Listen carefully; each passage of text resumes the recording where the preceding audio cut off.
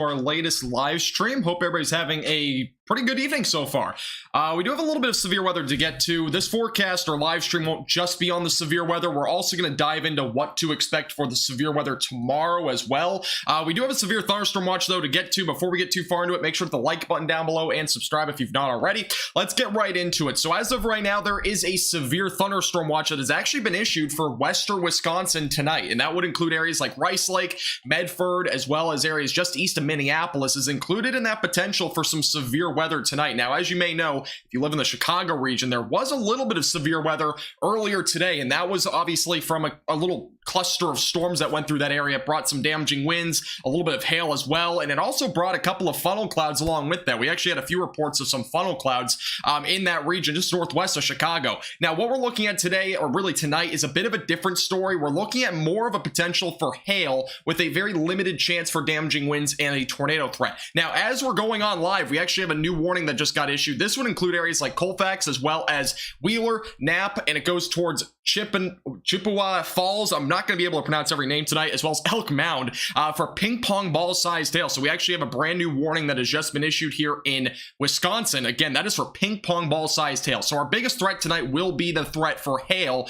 potentially again as large as maybe up to hen egg sized hail. So we very well could see some large to very large hail tonight. And you can see the hail core as of right now with this storm. Let me go and bring over my pen here. You can see the hail core as of right now is just located just to the southwest of Boyceville. There's also a couple of other pockets of maybe a little bit of potentially up to quarter-sized hail near Wheeler, so just keep that in mind. But again, that hail core is currently moving down to the southeast as of right now. It will be heading towards Interstate 94 within the next 15 to 20 minutes. I'll put a track on that here in just a moment. We also have another pretty nasty cell as of right now. This one looks like it has a hook. As you can kind of see here, it has that hook shape as of right now. Now, the big thing is tonight, again, the overall winds closer to the surface are fairly weak tonight, and that also includes the 850 millibar level. We're not seeing nearly as much of a strong wind tonight, so the tornado potential tonight should again remain very low to, if not very close to zero. Here's a look at the velocities as of right now in the storm, and you can clearly see at where that little hook is, there's just not a whole lot of rotation. There is some winds going toward or away from the radar right now. You can see the little red area there, maybe some gusty winds, but beyond that, again, it's not overly impressive as of right now. But we'll have to watch this storm closely. The warning that is just off to the north of this is for $half sized hail, and there's actually a storm now over Hudson, basically along the border here. There's actually a pretty decent storm here that might be producing $half sized hail, if not maybe even a little bit greater than that. So just south of Oak Park Heights, there's currently an ongoing storm near Interstate 94. Again, that might also have some hail embedded with it as well. Let me go and double check real quick and see. Okay, so that was a new warning. We did have two severe thunderstorm warnings in Kansas. Those have both expired. There is special weather statements down there. We will not be covering a whole lot of Kansas tonight, but we'll be watching really primarily this area tonight. Again, the main concerns tonight, this watch goes until 1 a.m., so about 4 more hours.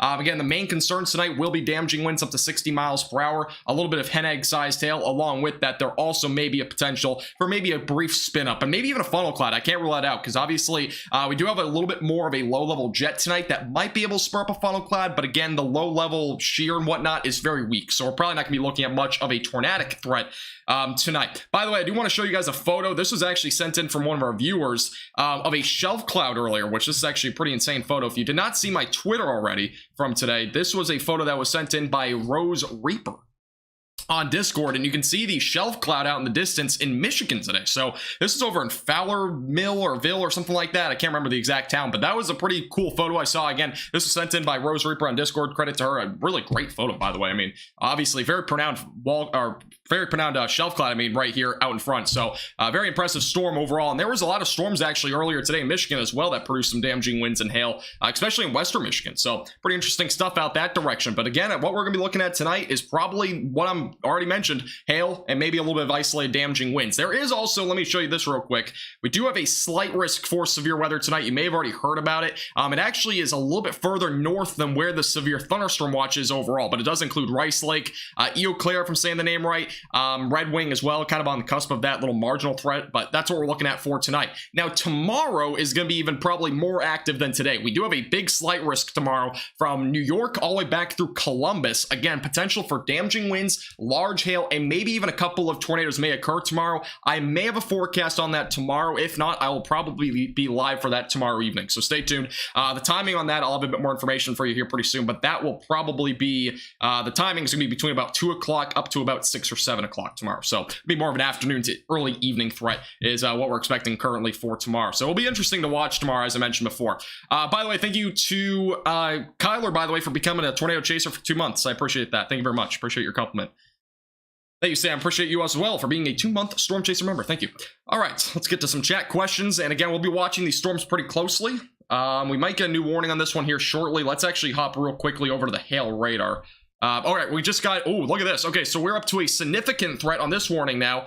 We are now up to lime-sized hail that has just been issued on this severe thunderstorm warning. So again, brand new update. We are now on a new severe thunderstorm warning for lime-sized hail. That includes River Falls, Baldwin, Elmwood, Ellsworth, all those areas included for the potential for up to hen egg-sized hail, which is the same as basically lime-sized hail in this area. Again, just along and south of Interstate 94. Again, a brand new severe thunderstorm warning. We are talking, again, possibly some significant hailstone sizes here in western Wisconsin. So again, make sure you're staying away from windows. This is definitely a storm to watch because again, this is a brand new warning for hen egg sized hail, and as well as not really a damaging wind threat, but we're definitely looking at that potential for some large to maybe even very large hail as of right now. Let me go over to the hail radar real quick. We'll pull that up and we'll see what the hail radar is estimating so far tonight. Excuse me.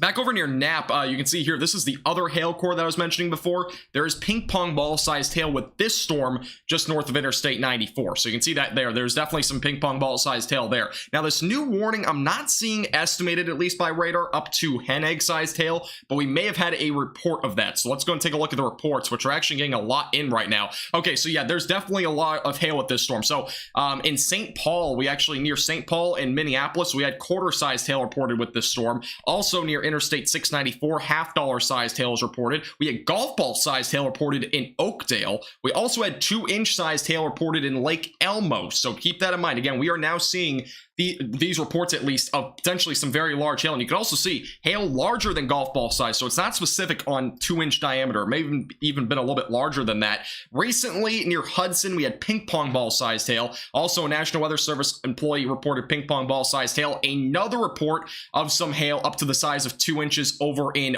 Washington County, again Lake Elmo, along Interstate 94, and more golf ball sized hail in Woodbury. So again, we are seeing a lot of reports right now from these storms of potentially some very significant hail right now. Again, moving down to the southeast, again, River Falls, Ellsworth, Elmwood. Make sure that you are, again, staying away from windows. Again, we're seeing some pretty significant hail reports right now coming out of these storms. I'm going to take a look and see if we do have any photos coming in with these storms, because obviously that is pretty significant hail as of right now coming again from Hudson. We'll see if we have any photos of that coming in, but okay, so we have a report. We have a report coming in of tennis ball sized hail. This is a photo via Twitter. I cannot confirm it as of right now, but we have a photo of tennis ball sized hail that has just come in near Hudson, Wisconsin at 8:40. I'm going to retweet that on our Twitter as well. Again, extreme hail potentially with these storms right now in western Wisconsin. That is, again, tennis ball sized hail. We also have a new report coming in River Falls of potentially 3-inch diameter hail, which is about 3 times the size of quarters. So again, we are talking very significant hail as of right now with these storms. It seems like the warning is actually being underestimated right now in terms of the hail that we're seeing. So again, we are currently talking about potentially tennis ball sized hail with this storm as of right now. Again, River Falls is the one we're talking about. So this storm, again, the latest photo that we just had come on Twitter was, again, tennis ball sized hail. We'll go and take a look and see if we have any other photos coming in. Again, that's within the last 2 minutes, by the way. That was about 14 minutes ago when that photo was taken in Hudson. That was, again, Hudson's right back up here for those that might not be familiar with this area. That is the area that we're talking about, and this is the storm that produced it. So just keep that in mind. Again, this storm potentially is producing potentially some extreme hail. Again, tennis ball sized hail is definitely no joke. Also, we have another photo coming in. This is another photo, and this is a bunch of We want to see what the hailstone size they gave here. Okay, so this is in River Falls. I'm trying to see, I think that's a baseball. I'm pretty sure it is. So we're currently looking at potentially tennis ball sized hail also here. And that's a lot of hail, by the way, in River Falls. That is the area that we're currently covering. We are talking, again, potentially some pretty extreme hail as of right now coming out of this area in Wisconsin. Again, in River Falls and going towards Ellsworth. That is, again, another photo that we just had coming in of some pretty significant hail. And we also have several other hailstone sizes coming on Twitter. Again, we actually have a lot of photos coming in of this. Also, for those in Lake Elmo, there was a hailstone that was about 2.25 inches in diameter. That is just over hen egg sized hail. And we just had a big explosion on the latest scan on this radar. You can see there's now a hail core developing here near 29. We also have potentially some hail right there. So again, extreme hail is currently coming out of some of these storms right now, moving down to the southeast. Again, if you know anybody in western Wisconsin, or if you are in western Wisconsin, get your car into your garage, because again, we're talking some extreme hail right now. And again, the warning that we currently have ongoing is probably underestimating the hailstone sizes that we're seeing. This is actually a bit more extreme than what was forecasted. And we also have another photo of hail. This is another one. This is right next to a wine glass, which is interesting. This is another photo we have coming in of, again, pretty large hail there. That is out of River Falls as well. We're seeing, again, a lot of photos out of River Falls right now of some very large hail. And again, the storm that is over near River Falls right now, just southeast of there, that is where our hail core is, moving again towards Ellsworth as of right now. If you're in Ellsworth, get your car into your garage now, cover it over, because again, we are talking potentially up to tennis ball sized hail right now with these storms. And we got another photo coming in. Let me go take a look at this. Hey, thank you for adding me, by the way, KD. Appreciate it. I'm going to see if we have any other hail photos coming in as of recently. Yeah, a lot of people are reporting hail with these storms as of right now. Again, if you're in western Wisconsin, get prepared for this these hailstorms that we're seeing right now. Because again, we are seeing a lot of photos right now of some very large hail. Also, another photo coming out of River Falls of, again, some potentially very large hail. This is also around tennis ball sized hail. This is another photo that we have coming in. Again, very, very large hail that we're looking at as of right now in this area. Let's see if we have any others coming in. Yeah, but again, our most recent photo that kind of give us the best description of what we're looking at in terms of hail as of right now would again be this tennis ball sized hail that I mentioned before. That is a very accurate depiction of what we're looking at. And that was again up back up, I believe in Hudson, if I'm not mistaken. Yeah, that was in Hudson. That was a bit further off to the northwest when the storm was not nearly as strong as now. So again, we're looking at extreme hail as of right now with some of these storms moving down to the southeast. Again, Ellsworth is going to be in the track of this. So again, make sure you're getting your car in your garage. I can't urge it enough with these areas, again, in western Wisconsin. Video of, okay, let me take a look. Of the lightning. Yeah, so also there's a lot of lightning with these storms. Obviously, that was kind of expected. We are in that stage. Again, there is a severe thunderstorm watch in western Wisconsin. Again, for the potential for hail up to the size of hen eggs. That's already been surpassed, by the way. We are already up to tennis ball sized hail with these storms, at least. Maybe even larger than that. 60 mile per hour damaging winds also possible. I don't expect damaging winds to be a big concern tonight. An isolated tornado threat is seemingly very low tonight, so we're not looking at a whole lot of that. Frequent lightning, though, will definitely be a possibility with these storms, but hail potential seems to be the biggest threat as of right now. Again, we may have already had hail beyond 3 inches, so we're still kind of awaiting more reports on that, see if we get anything beyond tennis ball sized hail. Baseball sized hail has been pretty close as well, it seems like. We've had a couple of photos of near baseball size, so we'll keep you updated with the latest on these storms. And we also have another person that just sent in a photo, or sent in a report at the UWRF campus. I'm not sure where that is, but it's somewhere in the, I think, the eastern Minnesota area, probably just east of Minneapolis, I would assume. There was 2.5 inch diameter hail measured there as well. So this storm is likely still producing around tennis ball sized hail. And again, from what we saw before with this storm, just kind of keep in mind, this storm is currently estimated on radar to only be producing quarter sized hail. So you can kind of see where the big difference is. At the surface, the hail is much larger than what it actually is in terms of at least what the computer model is estimating as of right now. Let's go back and see if we have any other photos. I'm not seeing any as of right now. But if you have any photos, and if you're in western Wisconsin, again, stay safe. But if you have any, feel free to send them in. Again, we'll keep you updated with the latest. We have a lot of photos coming in. Again, if you want to check out our Twitter page, you can also find those there. I will be showing more throughout the stream as well, so stay tuned.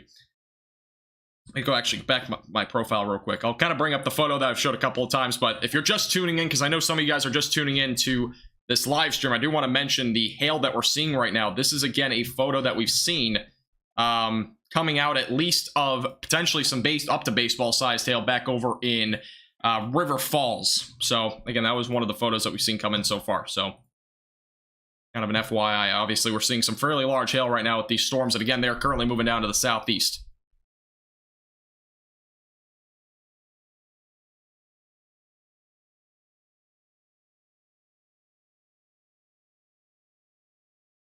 Again, those will be retweeted on my Twitter, so if you want to check them out, feel free to, but that is insane. Yeah, so again, very large hail as of right now. All right, let me zoom back out here.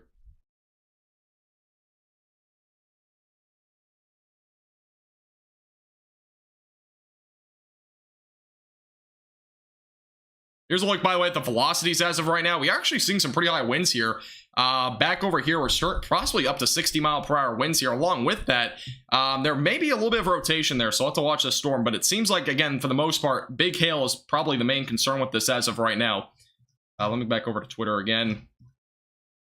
So, again, the big concern as of right now, large to very large hail. Again, the most recent reports with this storm is tennis ball-sized hail. So if you're just tuning in, again, western Wisconsin, very, very large hail as of right now. And again, this is a huge hail core that we're seeing here near Highway 63, moving down again to the southeast. Again, that is near Ellsworth as of right now. That could again be potentially up to tennis ball sized hail. Again, the warning has not been updated yet, but we've already had confirmation from the surface back up near River Falls with even possibly a smaller hail core, at least a tennis ball sized hail. So, I mean, we could possibly be again up to maybe baseball sized hail at this point here again near Highway 63.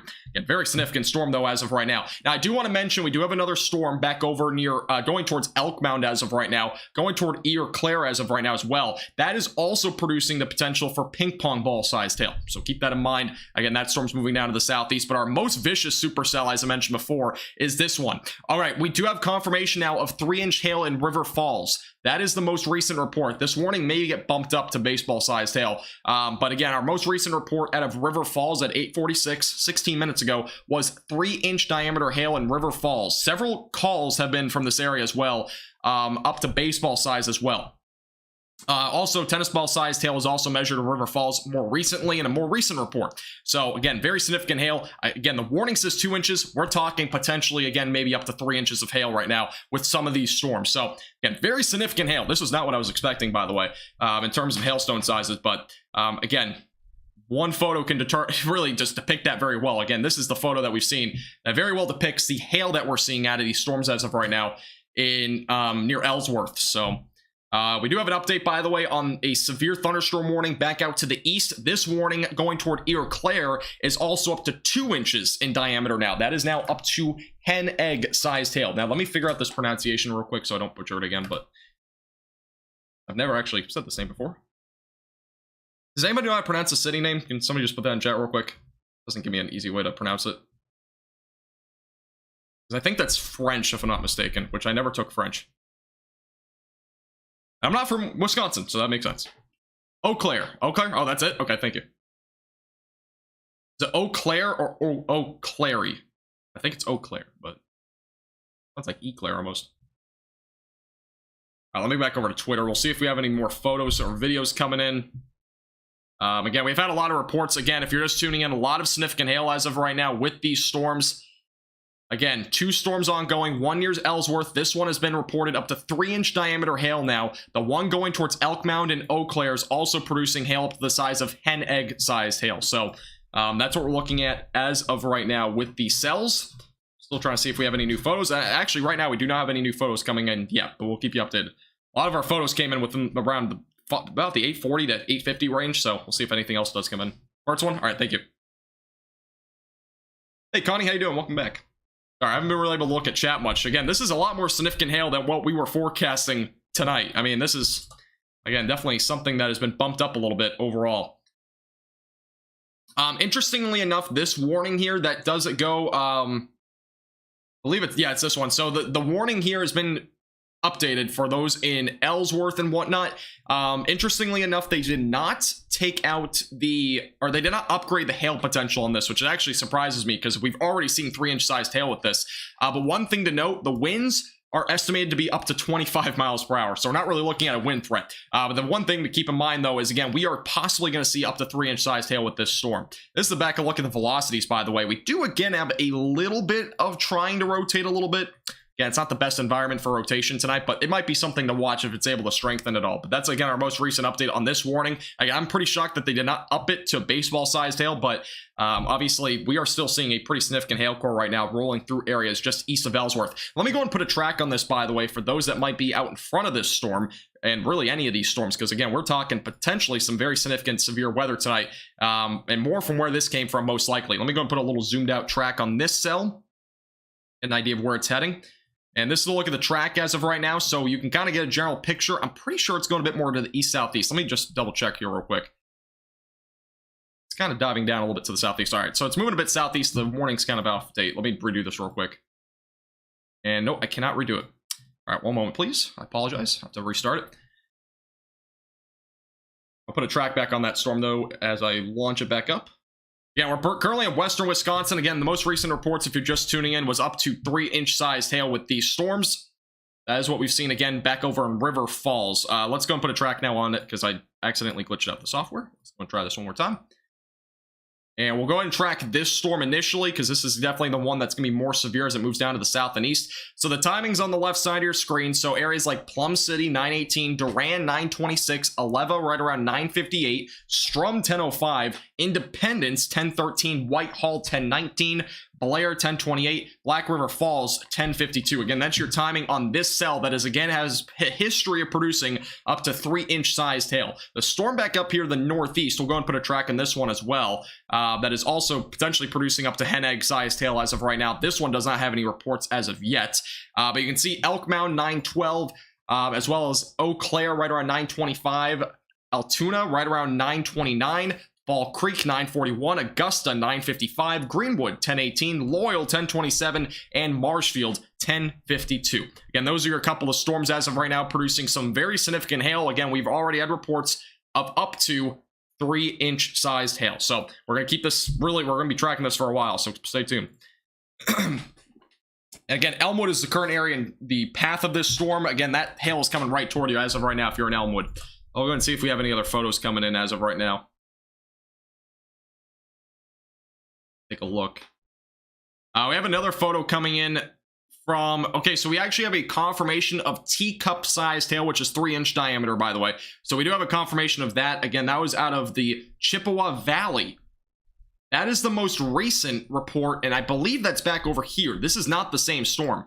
But reports in River Falls were around 3 inches. The one over in Chippewa Valley, if I'm saying the name right, was around 1 to 2.5 inches of hail there. So that's the current, at least, report that we have coming in as of right now with these storms. But again, yeah, teacup-sized hail has fallen, at least in River Falls. And we're going to probably still see that potentially being a threat as this moves down to the south and east. And yeah, we have a lot of reports, by the way, coming out of River Falls. Hopefully nobody had their car outside, because obviously very significant hail, to say the least, in that area. We also have another photo coming in, which is quite interesting. Another photo of potentially 3-inch diameter hail over in, on River Falls. Yeah, again, River Falls was absolutely really punched with hail over the last couple of hours. That's what I have as of right now coming in. Hey, Aiden, how you doing? Welcome. Again, if you're just tuning in for the first time, hit the like button. Again, that gets this out to more people that might be in the track of these storms. And also, if you're new, make sure to hit the red button and subscribe. And we do live streams like this all the time. We're going to keep you updated again with the latest on the severe weather that we have ongoing tonight. Again, the most recent reports, if you're tuning in, 3-inch sized hail has been reported in River Falls. This storm is only warned for 2-inch diameter hail, but it very well may still be up to teacup sized hail, which is, again, 3 inches in diameter. So we will, again, keep you updated with the latest. As this continues to move down to the south and east, we will likely get a new severe thunderstorm warning here pretty shortly. So stay tuned. We'll figure out what that is here in a moment. But I definitely wouldn't doubt it gets upgraded to maybe a slightly larger hailstone size. Hey, Jack, how you doing? Welcome back. Hey, Pro Magic, how you doing? How's it been going?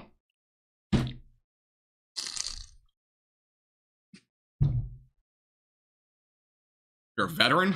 I guess. Puerto Rico's got hit good with Hurricane Fiona. Yeah, it's really unfortunate what happened there. And unfortunately, I haven't really been able to make forecasts recently just due to the fact, again, as you may know, I've been literally studying for a test for the last like 3 days. So I haven't really been able to make any video forecasts either. But yeah, my overall pattern this week, I might go live. I'll probably be live again tomorrow, but I'm probably not gonna make a forecast tomorrow. I'll probably just do a live stream. I've been very busy. Yeah, veteran has been like, it's like 3+ months of being on this channel, I guess. All right, let me see if we have any other hail photos coming in. Yeah, as of right now, we're not seeing any new ones. Go back over to here. See if we have any other photos that have... This is, again, one of the photos that I mentioned before. This is, again, an example of what we've seen. Again, we've already had confirmation up to teacup-sized hail, but this is around baseball-sized hail, which is pretty close to it. You can kind of see a wide variety, maybe like a quarter-sized hailstone there, maybe a tennis ball-sized hail there. That's probably around baseball-sized diameter, so that's what we're looking at, again, over in River Falls as of right now with these storms. And that hail core is likely still ongoing for that potential. You can see just west of Elmwood and south of 29, we're still seeing some fairly significant hailstone sizes as of right now. Again, moving down to the southeast, going towards Plum City and Highway 10 and Durand. Those will be the areas in the track within the next 20 minutes or so, again, in western Wisconsin. Is this storm going to Green Bay? No, these storms aren't. There is another area that might get some storm activity. They have so far not been successful. There are some showers and storms that may form up here, but that seems to be a low chance as of right now. But as of right now, I'm not forecasting anything for you at this point. We have another report from earlier, by the way, in New Richmond of quarter-sized hail. Obviously, that is actually very minimal-sized hail to what we've seen already, but that's just another report from about 8:20, so about an hour ago or so. Hey, no problem. I appreciate you, Sinister, for tuning in, by the way. Yeah, that's definitely... Glad you were able to watch the stream and make sure you get your car in your garage. Again, if you know anybody in the area, make sure they have their car in the garage, because obviously I don't think that many people are aware of this significant hail threat that we're seeing. Latest radar update is still showing extreme hail right now west of Elmwood. Again, we've already had confirmation of teacup-sized hail, so this may be back up to that size right now. If not, maybe even a little bit larger.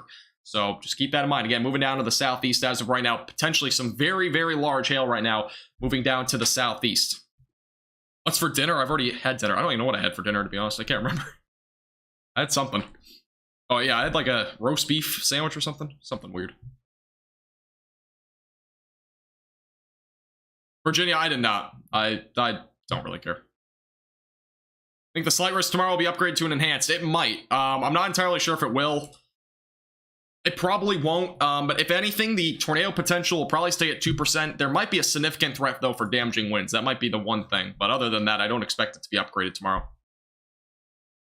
Yeah, tomorrow will be another interesting day, so, again, I'll probably be live tomorrow. It'll be from, like, 3 to 8 o'clock. It'll be an afternoon stream if I do.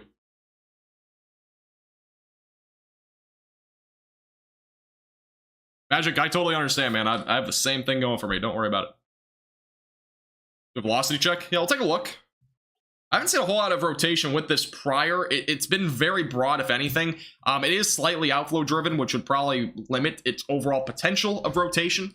But you kind of see maybe a little bit. It's broad right now. This would be the area of rotation. It's nothing tight at this point. That's just something to keep in mind. But if you go back to the reflectivity, there is a little bit of broad rotation as of right now. So it might be a storm to watch as this continues to move down to the southeast. Now, here's the base velocity.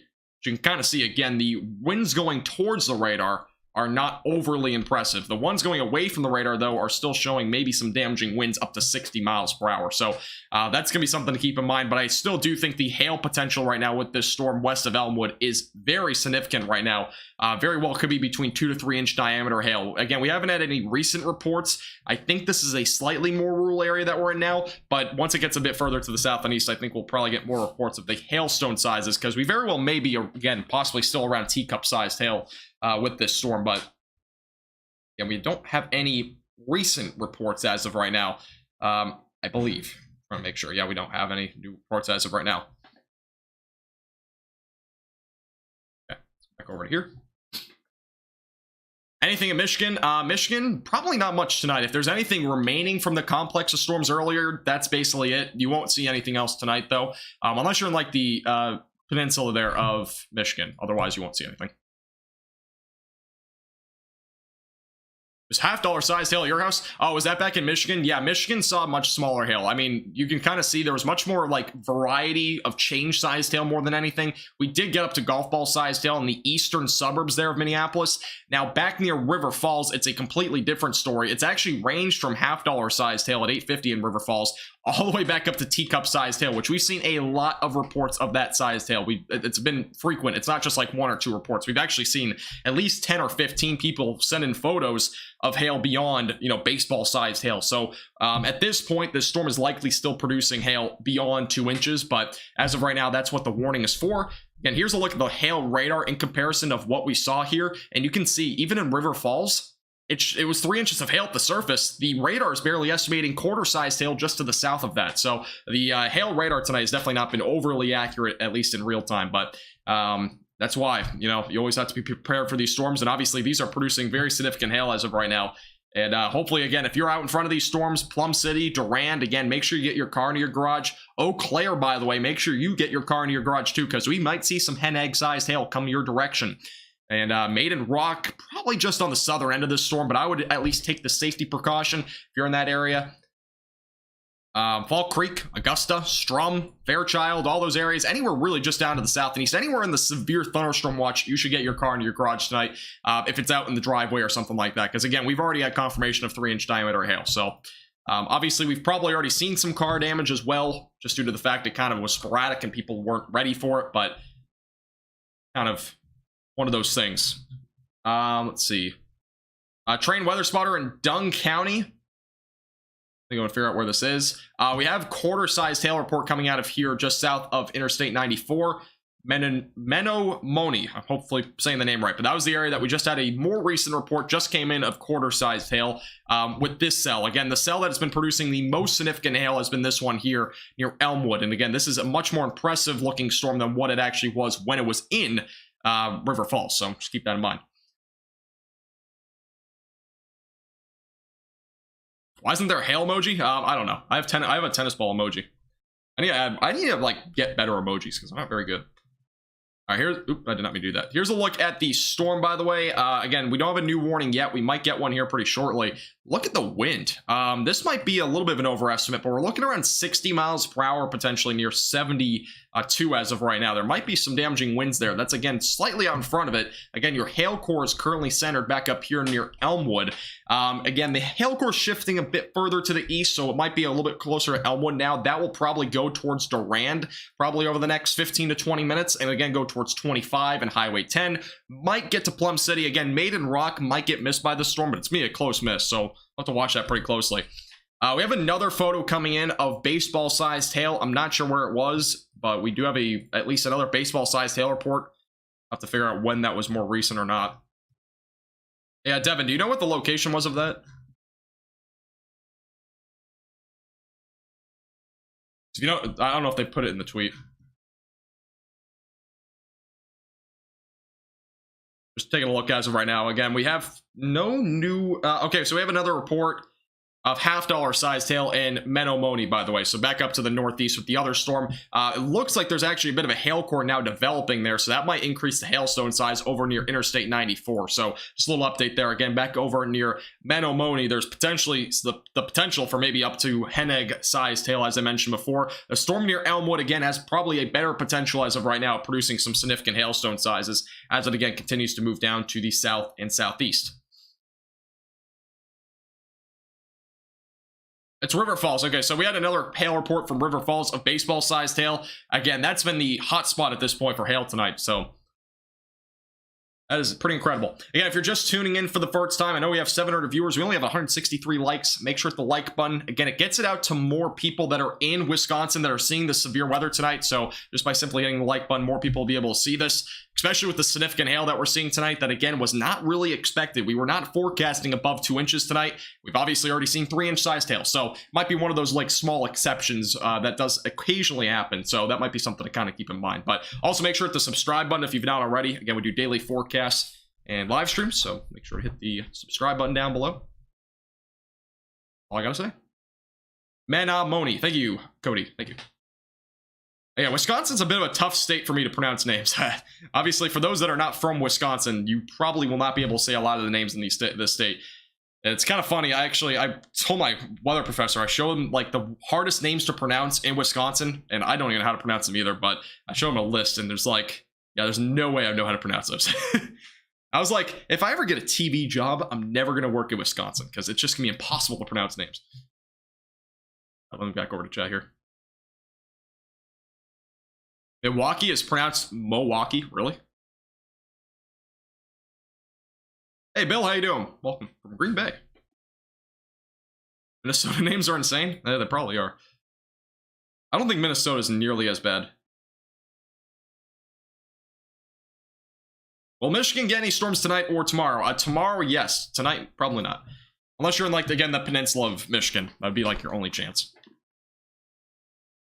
All right, let's go back over to the velocities real quick. We do have a new radar update. Again, the hail core is pretty much spread out now, but probably the best chance for hail is just south of Elmwood here. Maybe a little hail core back over north of 72. Let's go over to the velocities again. We'll see if there's any new updates there. Again, we do possibly have some damaging winds here near 72. We will likely get a new severe thunderstorm warning here pretty shortly, so we'll have a bit more information on what we're seeing in just a moment. Again, those winds are a little bit off the ground, so they might be slightly lower at the surface. Again, the low-level shear today is actually fairly weak, and the 850 millibar winds are, at this point, fairly weak. So tornado potential seems to be very low. Beyond that, though, the hail potential seems to be pretty significant. We have a couple of strong storms actually just east of Minneapolis as of right now. They are producing potentially hail up to the size of Nichols. So have more storms going through those areas. In River Falls, you're not done yet. You might see more hail to come. So stay tuned. Obviously, nowhere close to what you just saw with the teacup-sized hail, but very well could see some pretty significant hail there. Hey, Jen, how you doing? Welcome. Yeah, the Northeast, again, tomorrow, Ohio Valley, Northeast are included for a marginal to slight risk of severe weather. Damaging winds, maybe some large hail, and potentially an isolated tornado potential does exist as well. But yeah, it'll be interesting to watch tomorrow. Maybe you can try to pronounce that. No, I'm not even going to try that. That's a town that I'll hopefully never have to pronounce.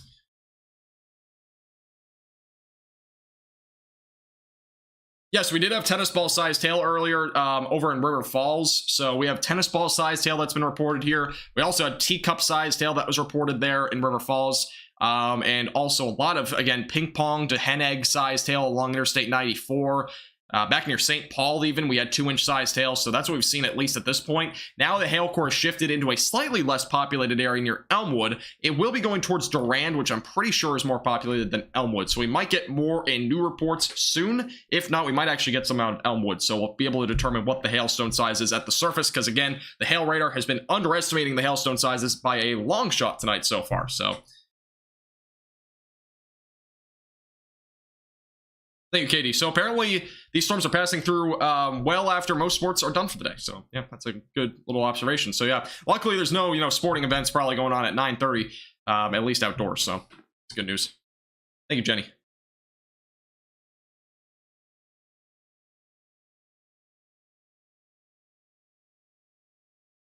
Thank you, Katie. Yeah, I saw that. Thank you.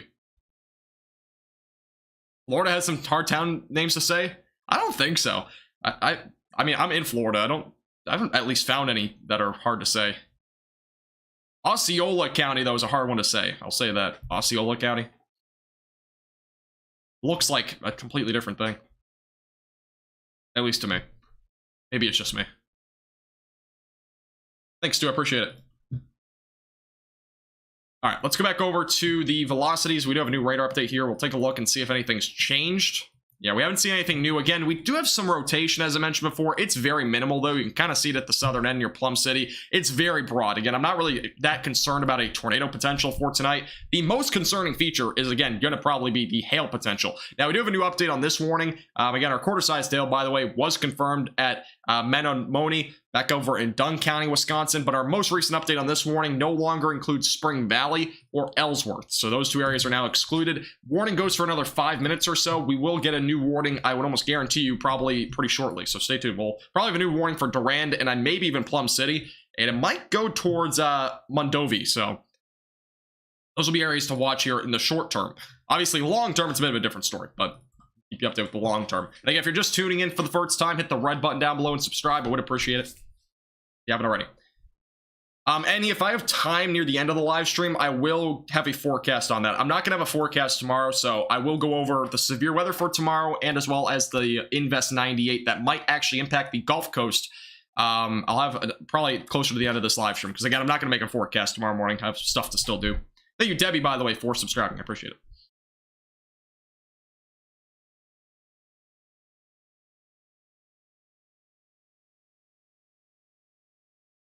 In Mulberry? I've never heard of that town.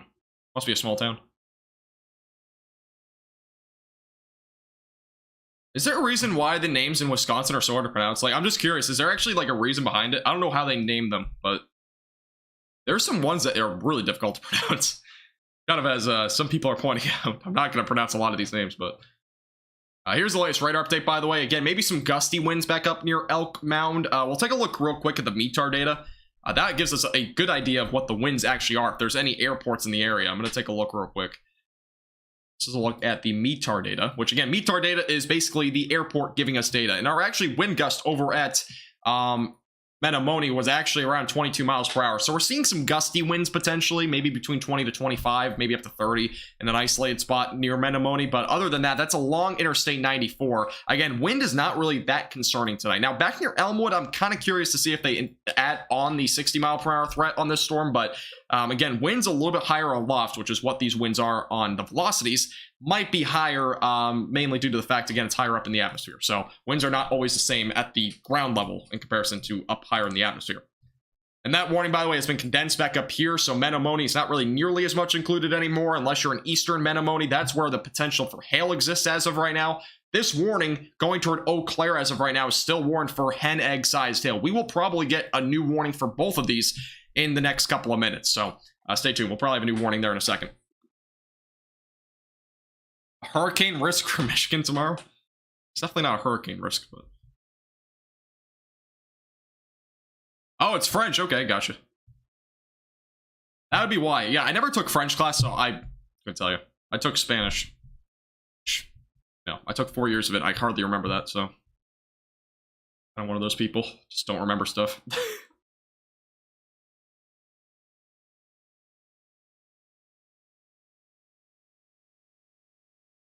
My radar is not showing any rotation. Yeah, again, the rotation's not really that... Again, it's not really rotating that much. You can kind of go back to the base velocities.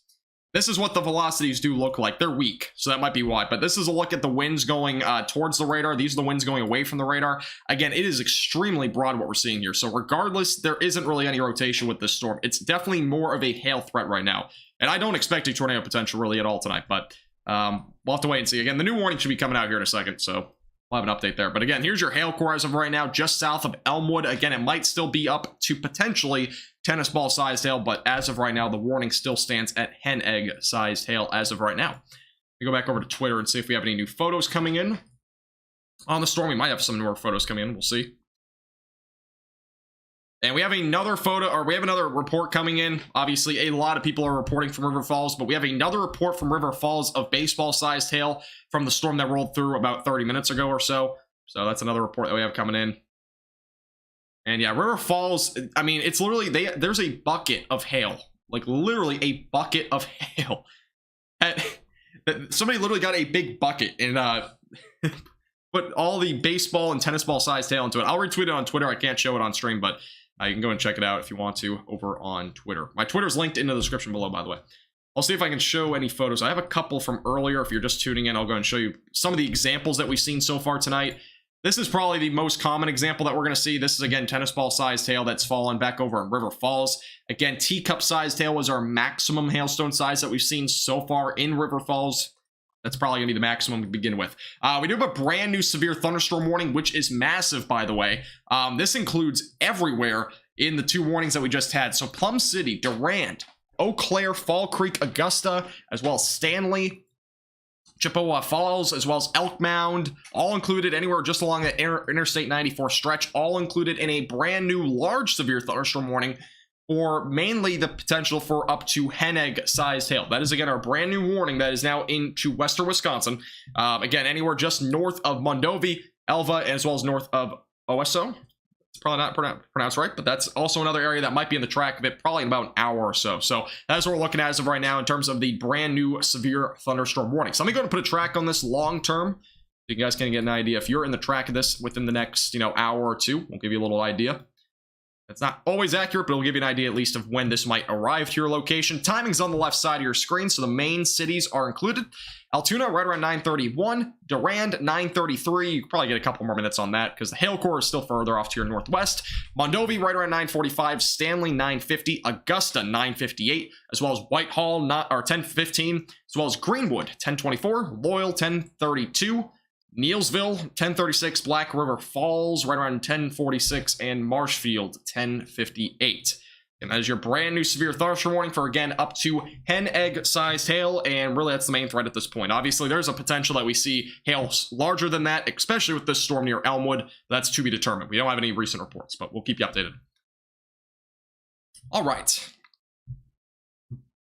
168,000 people live in this big severe thunderstorm warning. Is it really that large? Holy moly. Go and look at that real quick. And again, if you're just tuning in for the first time, again, hit the like button. Again, this is a large area that we're covering tonight in western Wisconsin. Hit the like button. It gets out to more people. And also make sure to subscribe if you've not already. And we are on the road to 18,000 subscribers. So, and again, we do live streams like this all the time across the Midwest, really all across the United States. So let me go back over to Twitter. We'll see the hail real quick. We have more photos coming in. Man, it just never ends. This is more photos from River Falls. Again, I'm not even exaggerating. I've at least seen 30 different photos of hail out of there. Again, this is the range that we've seen. This is probably pretty close to teacup-sized hail at the top of your screen. But this is more of the hail that we saw in this area. It's actually insane that we've seen how much hail we've seen in River Falls and all the photos that we're seeing. It seems like it was pretty widespread there in River Falls, Wisconsin. So.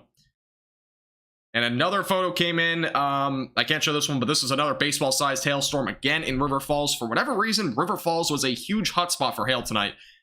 Not sure why, but it was. That's what we're looking at right now with those storms. So, yeah. Again, teacup-sized hail is the largest hailstone size that we've seen so far tonight. So, some big hailstones. Yeah, they've been massive, to say the least. Thanks, Jen. Appreciate it. Yeah, rest in peace to any windshields, too. Yeah, if Reed Timmer was out here, which I don't think he is, if Reed Timmer was out here, that would be pretty impressive. You'd have his car would be dented within the first, 2 minutes. You'd only have to be in River Falls, and that'd be it. The radar glitched out. 1 second. Fix this. There we go. Velocities. Let's go and take a look at that real quick. Yeah, it's not really rotating, and you can kind of see the difference here. The winds are extremely weak to begin with, but there's just not a whole lot of anything really rotating here. I mean, we're not seeing the winds that close together either. Highest winds are back over here. Very dull colors here that usually represents very low wind speeds. And in return, we're not really looking at much of a low-level event at this point in terms of shear and whatnot. So we're not really looking at a whole lot of shear. If we go higher up, though, it does get a little bit more interesting. It accurately depicts it, but it's not.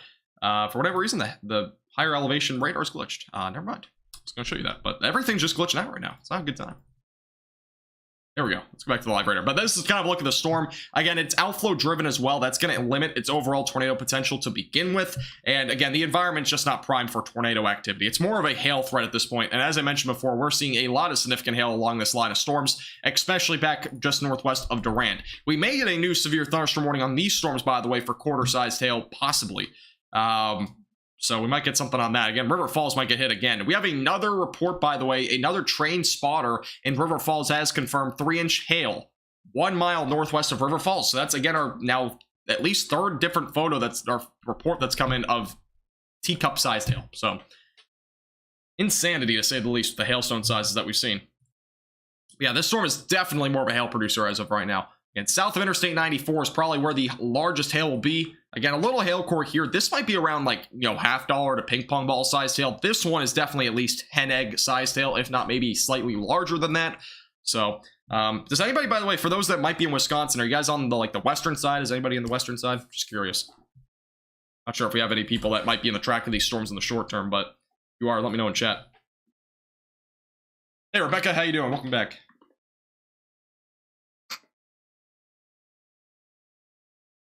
Southeast Wisconsin. I know a lot of people from the Milwaukee area, but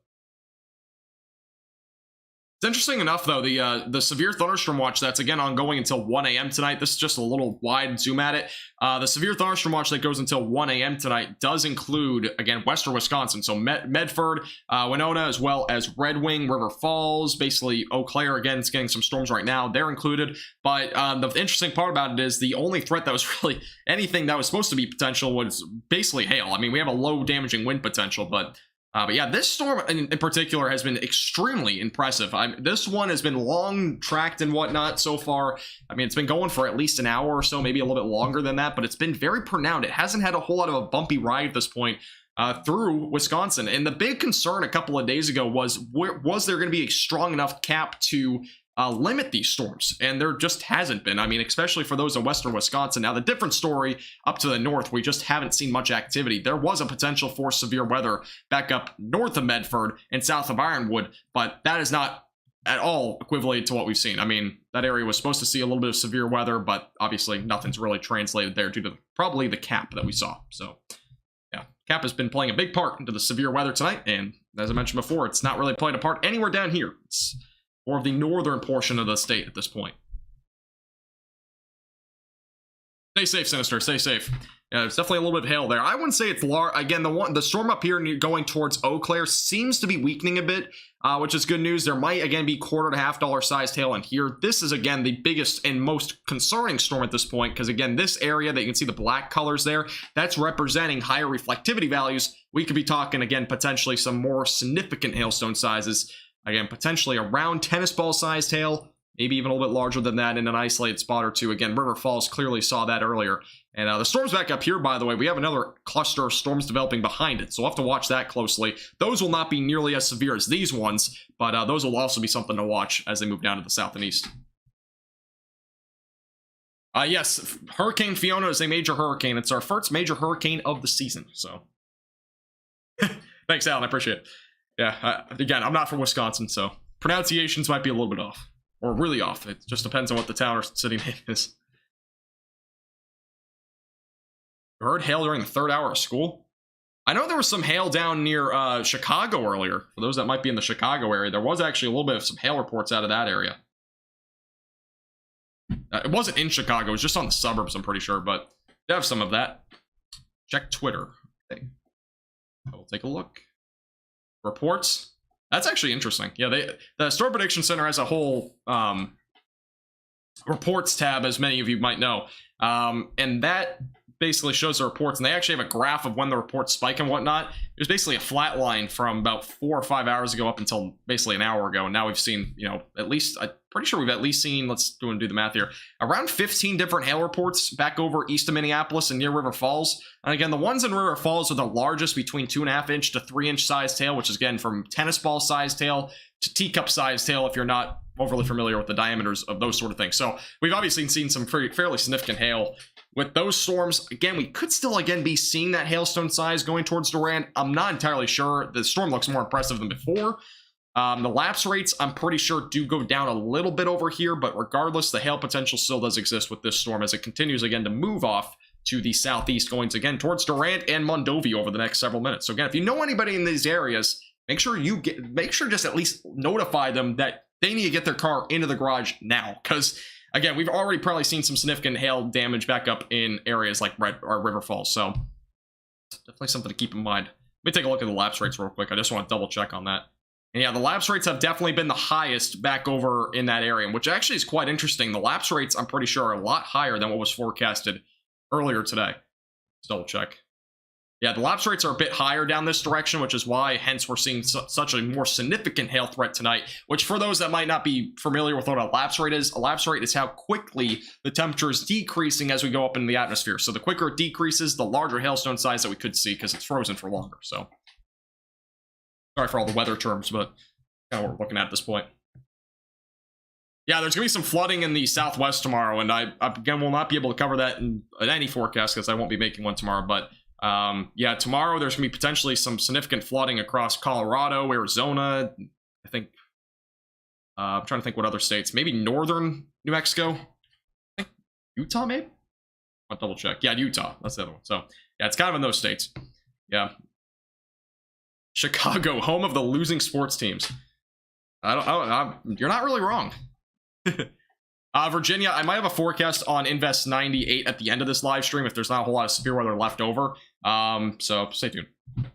If not, you can always catch it back. Again, if I do that, I'll put timestamps in like the comment section. So if you're not here by the end of the live stream, you can go back on the video and you can just click the number and it'll bring you to the end. So if I do end up doing that, which I probably will. So here's the latest radar update, by the way, for Durand. It does seem like we're seeing a slight weakening in the hail core. Now, this is not the first time we've seen this happen, so it might recycle again in terms of the hailstone sizes, but it has shrunk a little bit, but it's probably still around hen egg size hail or so going into Durand. And I know, again, Durand is a bit more populated, so if you're in Durand, again, make sure that you are staying away from windows. There's definitely some significant hail coming your way. We do have some strong storms again, possibly going to go through River Falls again. So River Falls, you're not done with the hail yet. You might get a little bit more there, so stay tuned. Again, we might get more photos out of there here pretty soon. Eau Claire, again, some strong to maybe isolated severe weather in this area. It seems like the hailstone sizes might be slightly smaller there in comparison to the storm near Durand, but regardless, expect hail potentially up to the size of ping pong balls as, again, this storm moves down to the southeast. But again, the bigger storm, as I mentioned before, is near Durand as of right now, moving down to the southeast. And we have a photo coming in of an extreme amount of hail. A lot of it is small size. I don't know what the location of this is. Trying to figure this out. And we don't have a actual location, but there was a lot of like small, like marble sized hail in an area. Don't have a photo on it or a location, so I'll keep you updated if we get a location on that. Let's go zoom back in on this storm for right now. I'm going to see if we have any other photos coming in on my other monitor. And again, if you guys are just tuning in, this is what we saw earlier. Extreme hail. Again, up to teacup sized hail was actually confirmed at this point in River Falls. So it's just a photo to kind of give you an idea of what we've already seen so far tonight. So, and that was sent in by Johnny on Twitter. So, Johnny Bananas. Thank you, by the way, to everybody that has subscribed tonight. I appreciate it. Again, I'm not going to be able to get to all the subscribers, but I appreciate you all. And again, if you haven't already, feel free to hit the subscribe button down below. We're only 5 subscribers from 17,750. Appreciate if you hit the subscribe button down below.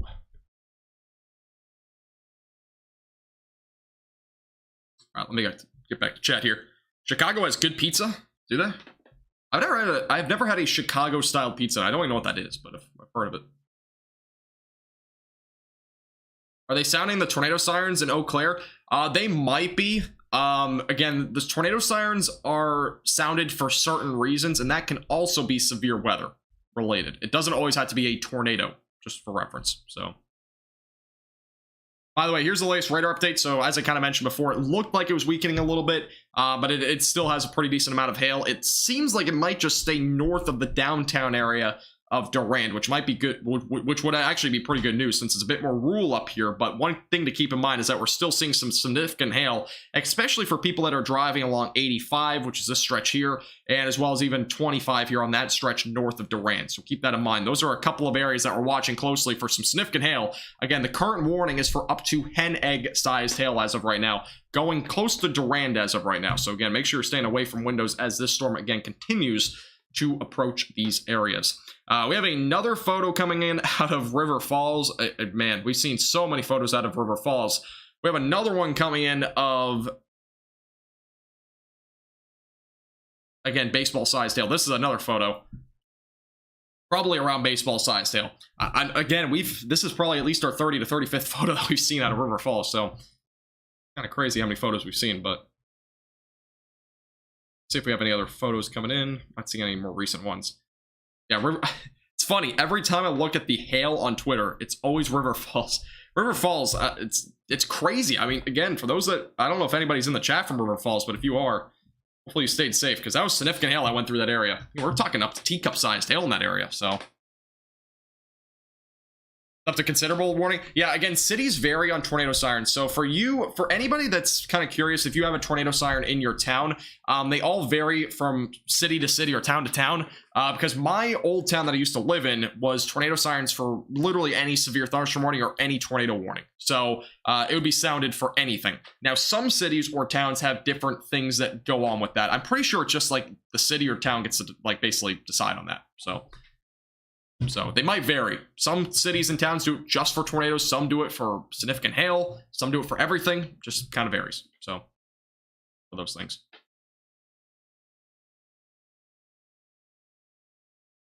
What state of this is in western Wisconsin. Again, we have a severe thunderstorm watch ongoing up until approximately 1 a.m. tonight, unless it otherwise gets canceled, but it probably won't. That's another 3 to maybe 3.5 hours that we're going to potentially see some severe weather for. But again, this is our most significant storm as of right now, producing potentially up to hen egg sized hail. We most likely will get a new warning on this separately from this area of storms back up here to the northeast, because the most significant hail, I'm almost guaranteeing you, is on that Durand storm. The ones up near Eau Claire are probably somewhere around $1.25 to $1/2 sized hail right now. But don't quote me on that. It might be a little bit larger than that, but I would assume that's a little bit higher down here to the south in comparison to the north. The reflectivity values overall are again much lower up to the north and much higher down here to the south as well. We have a new report coming in out of actually that's north of Plum City near Elmwood. We have a report of hen egg sized hail from that area, so that's a new report that we just had come in. That was from a little while ago from when the storm rolled through, by the way, so just for reference. And Durand currently seeing some pretty significant hail as of right now.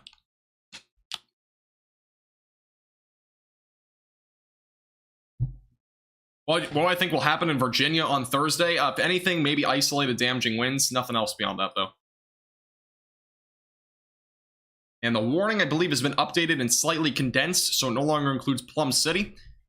We may get a new warning again at some point in the next 15 to 20 minutes, depending on the trajectory of the storm, for maybe Mondovi or something like that, or near Highway 10. So keep that in mind. We might get that here pretty shortly, but we'll keep you updated if it does end up happening like that. Might get a new warning. We'll see.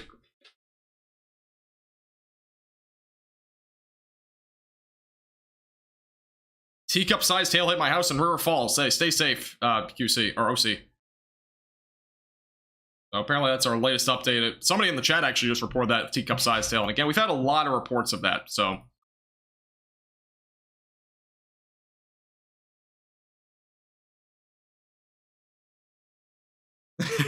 Appreciate Somni. Are you from Durand, Jax? Central Florida. There will be something to watch for. Invest 98L that's in the Caribbean does have a potential for maybe going to become maybe a hurricane in the Gulf of Mexico. Now, I'm not going to talk about it too in detail. I might talk about more at the end of the live stream. But one thing to note is that this little invest that is currently east of the Lesser Antilles that's going to be going into the Caribbean has a very likelihood of going into the Gulf of Mexico. Now, there's a lot of uncertainty of where it'll go and what the intensity will be. It could literally go anywhere from Mexico back over into Florida. I mean, it's a large range as of right now. And not just that, the intensity could very well vary depending on its track, but it very well may become a hurricane. So it will be something to watch for. Again, I might have more information on that later in this live stream, but see what happens. Yeah, I do think Invest 98L will be something to monitor very closely. But anyways, going back to the storms, let's go and get a little update here. I actually have another hail report coming out of... We have another baseball-sized hail report that came out of River Falls. Again, we've already had a lot of reports out of there. More recent reports, we don't have any more recent reports actually back up here. I'm just curious. Yeah, we haven't had any reports on these storms over near Baldwin or Glen City. This is your little cluster of strong storms back up there. None of those currently severe. Which, again, we might see a little bit of quarter-sized hail, not out of the question. We have another storm back up near Ladysmith going towards Sheldon, so keep that in mind. Maybe some nickel-sized hail at that one as well. Back down here to the south, again, our severe thunderstorm warning still ongoing. Up to hen egg-sized hail is still possible near Durand.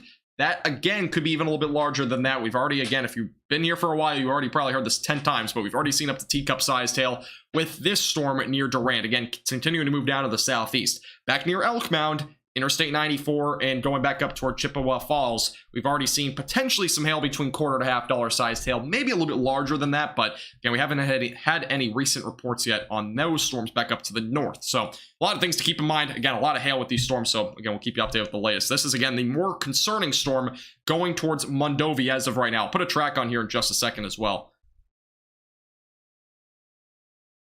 Put on the velocities. Yeah, I'll go and show you real quick. Again, the velocities, I'm not concerned about a tornado threat really tonight, but see, again, this is your maybe little area of wind near Durand, but it very well might be just the hail kind of playing a factor in that. Let's go and zoom out a little bit. Let's go and put a track on this storm. I'll kind of put them individually so we can get a better idea, at least on this more severe storm at this point. This is a look at the track as of right now. So the timing and the locations are on the left side of your screen. So Mondovi, approximately 10:07, so within the next 20 minutes, reasonably.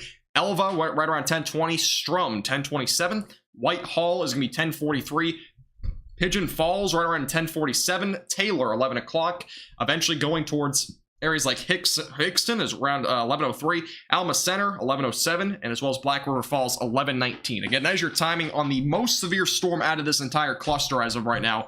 Most likely around hen egg-sized hail. Back up here to the north, we still have a small area maybe of hail that is just west of Eau Claire. So this might be an area to watch, again, near Interstate 94. So watching that as well pretty closely, again, as it enters into the downtown area of Eau Claire.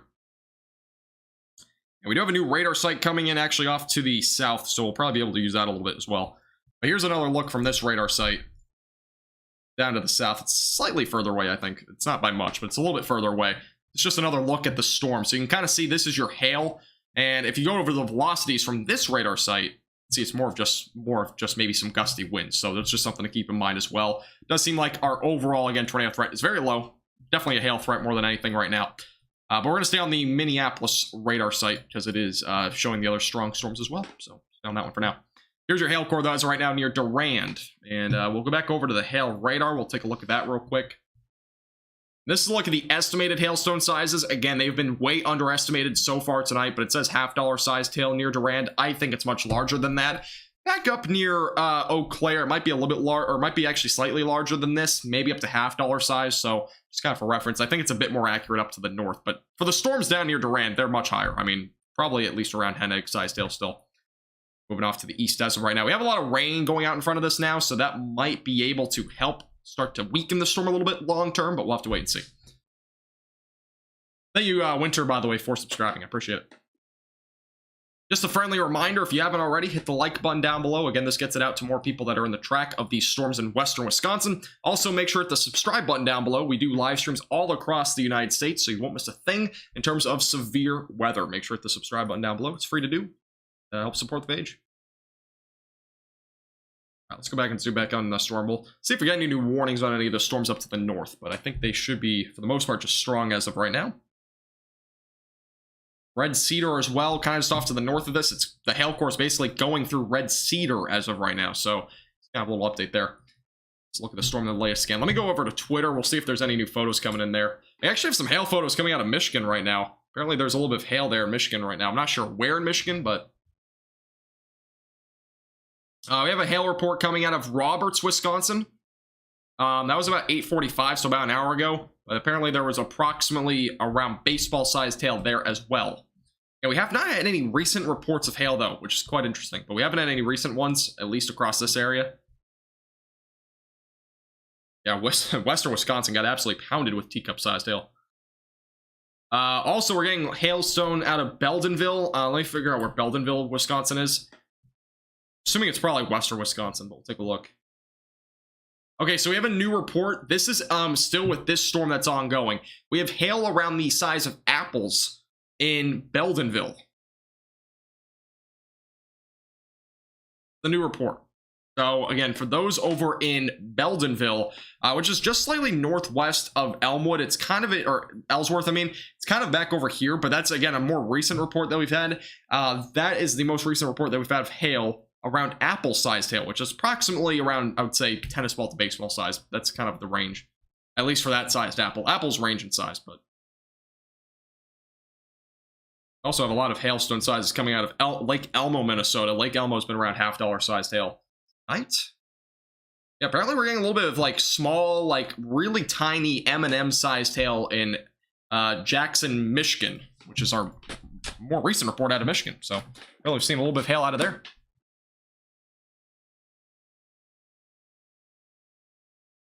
Alrighty, we have to chat here. Again, if you have any questions, by the way, feel free to let me know in chat. Again, we'll be covering these storms. It seems like the storm might be weakening a little bit, which would be good news. We have another hail core, though, it looks like developing back near Wilson. This might be something to watch near Woodville. Again, if you're back over near Interstate 94, Knapp, Wilson, possibility for up to quarter to maybe $half sized hail with that storm. This might get warned. A little bit of an increase in the hail core there. That's near 128 and north of Highway 12.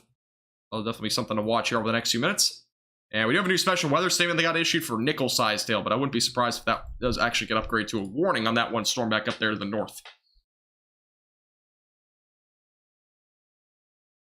Grapefruits are definitely larger than apples, typically.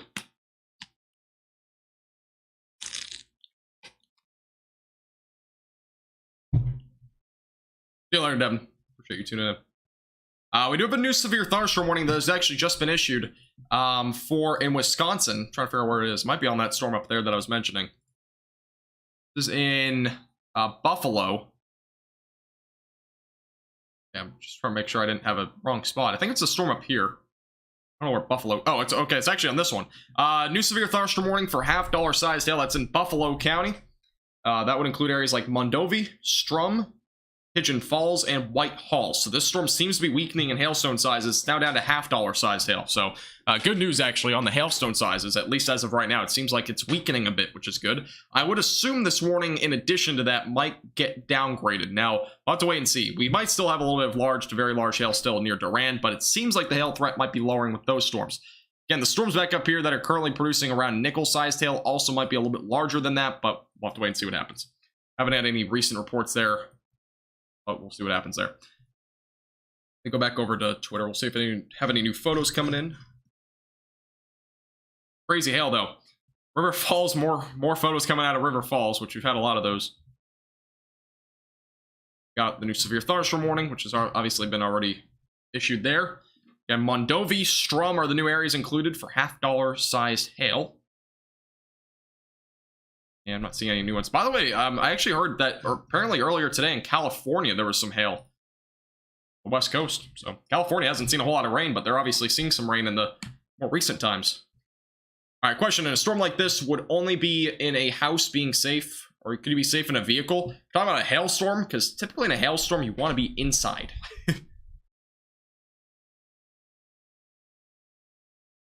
Hey, stay safe, Willie. Yes, it looks like the storm back up here near Nap might have some hail.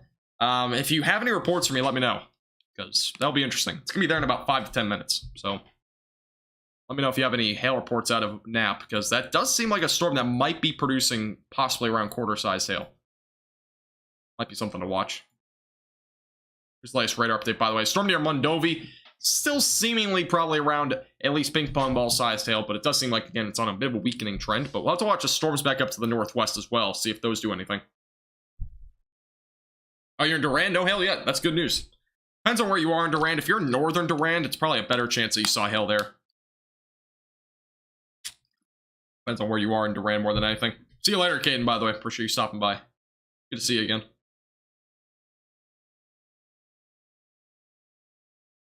Any fun stuff for Indiana tomorrow? I'll have a bit of a breakdown later on that, probably later in this live stream. But yeah, tomorrow will be interesting. I don't know if about Indiana. If you're in like Fort Wayne area, you might see some storms, but areas like Cleveland and Canton, really anywhere in Ohio, to be honest with you, has a better chance of severe weather. North of Columbus, most likely. But I think damaging winds most likely going to be the biggest threat tomorrow. We might see an isolated tornado or two. We also possibly could see a little bit of hail along with that, but it seems like the damaging wind potential will definitely be much higher there. So, looking at least as of right now for tomorrow. Again, slight risk of severe weather across the Ohio Valley into the Northeast.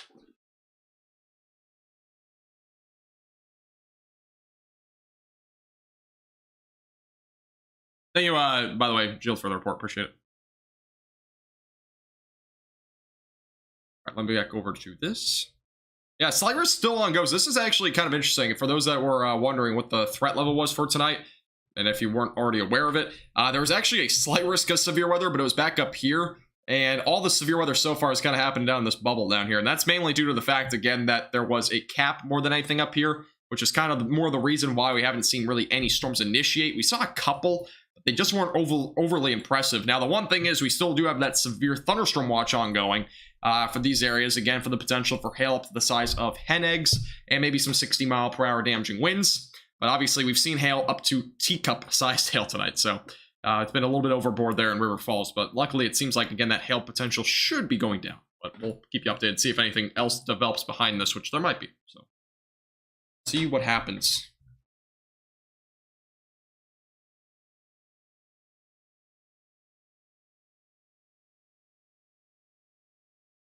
Yeah, storms currently moving all for the most part east, southeast, or southeast across Wisconsin.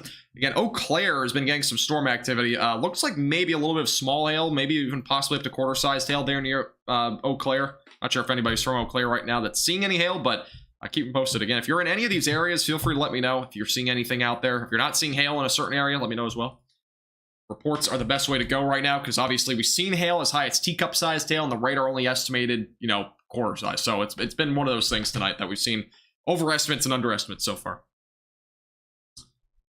Storms are definitely fizzling out. Yeah, they're probably fizzling out. This is kind of a look, by the way, at the evolution of these storms for those that might be curious. This is over the last couple of hours. It'll take a second to load. Is that a hook? Not really.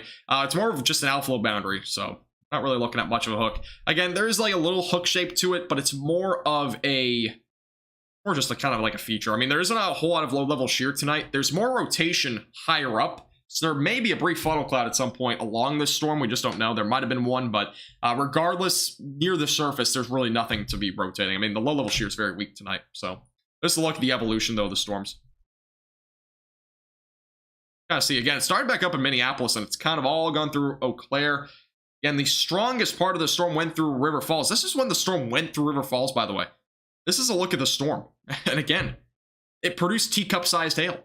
So it's kind of crazy to think the storm was kind of on the low reflectivity values, and it produced such significant hail, and then when it through these areas, it's been a little bit lower. So quite interesting. But again, we might still see maybe up to quarter-sized hail for those in Knapp, and maybe near Spring Valley. We have a couple of areas there that might be producing a little bit of nickel to quarter-sized hail. Back up again near Sheldon, maybe a little bit of nickel-sized hail there. Again, the main warning that we have ongoing is still for around hen egg-sized hail from about Eau Claire back down through here. We do have a brand new severe thunderstorm warning that has now been issued, by the way, for Spring Valley. So Spring Valley, Elmwood, Menomonee, just south of there, also included in the new severe thunderstorm warning. This is for $half-sized hail. So this warning has actually officially been issued now for some potentially large hail. And that would, again, include areas like Spring Valley. You can see the hail core there near 29. And you can see the latest radar update. So again, another hail core is now developed back down over here near Spring Valley. So this will be another area to watch as this continues to move off to the east. Again, Dunn County, Pierce County are the ones included in Wisconsin. Hey, see you later, Rebecca. Appreciate you stopping by. Thank you, Wages, for the report. Appreciate it. Yeah, it's been some pretty interesting hail today. I mean, it's been everywhere. From California now into Wisconsin. We've seen some in Michigan today. Illinois. Kind of in the Midwest, we've seen more than anything. Thank you, Justin, by the way, for sending that in on Twitter. Appreciate it. A lot of lightning in Wisconsin, by the way. A lot of lightning. Frequent lightning with these storms. The most recent report. But the storms back over here, it seemed like they're starting to fall apart a bit. The storms behind it, though, are starting to actually intensify a little bit, which is quite interesting.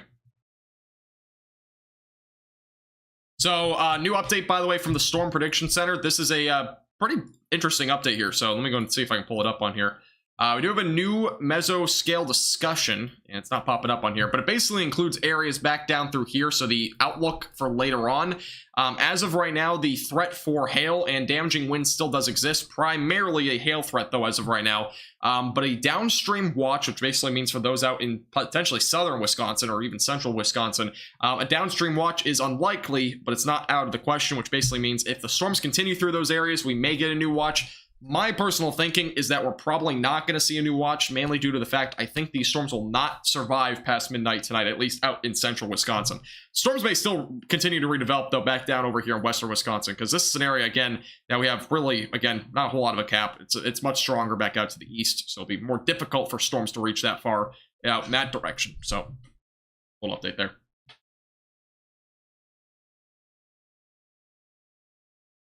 Righty. Thank you, by the way, Kenny Trey, for subscribing. I appreciate it. Again, if you have not already, hit the subscribe button down below. If you're new here, we're only 8 subscribers from 17,800. So again, if only 8 of you hit the subscribe button, we can get to that goal tonight. I would appreciate it. Yeah, if you have any questions, feel free to leave those in the chat as well. Do you see that new storm forming? Yes, I've kind of talked about it. Again, I'm not going to get into specific details.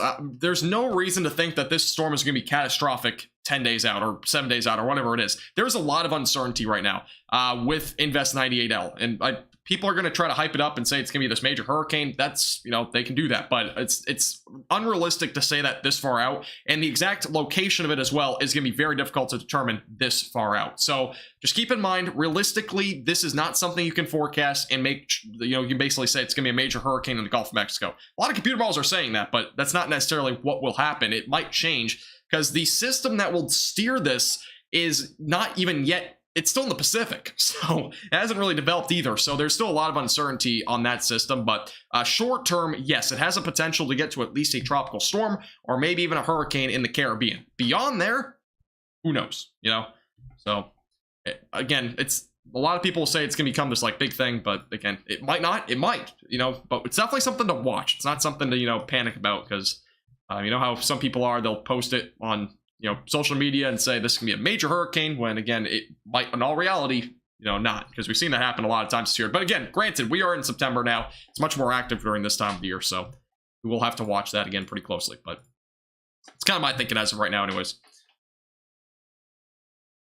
Thank you, Duncan. So Howell, Michigan. Oh, is that from earlier? Some $half sized hail back over that direction. Looks like a little hail core, kind of just a northern nap, by the way, as of now. Again, these storms back over here are definitely starting to weaken, which is good news. But and we have that little secondary area of storms again in western Wisconsin. Watch those closely. Menamo. Thank you, TJ. Menomoni. Okay, there we go. Is that right? Thank you, Metal. Or Meta. Appreciate it. Hey, Tamara. How you doing? Welcome back. How's it going today? Sirens going off in Baldwin. Thank you for the report. Yeah, if there's any sirens going off, it's probably due to the hail. By the way, new update on the warning for Mondovi, as well as Strum and Whitehall. It's now down to quarter-sized hail. So again, this cluster of storms definitely weakening out. Again, this was the cluster that we saw up to teacup-sized hail with. So we're definitely seeing this now weaken out. Again, our little secondary area is definitely going down through Elmwood. So this might be around quarter to $half sized hail, maybe even slightly larger than that, but I'll have to watch that closely again as that moves out to the east. That was a few minutes ago, really? Take a look. Howell, Michigan. I forget where that is first. Realize there's still storms ongoing there. I thought for the most part those weakened out. Let me go take a look. We actually have a special weather statement there. We have a couple of them. Let's look at the storms near Howell.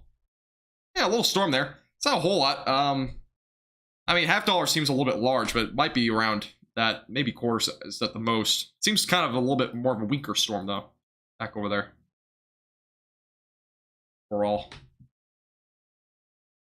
seem overly impressive though. Thanks, man. I appreciate it.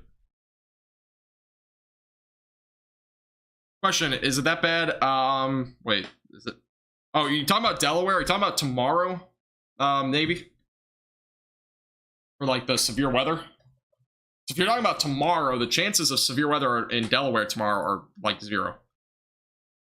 By the way, update on the warning here. It is still warned for hen egg sized hail. It has actually not been updated, surprisingly.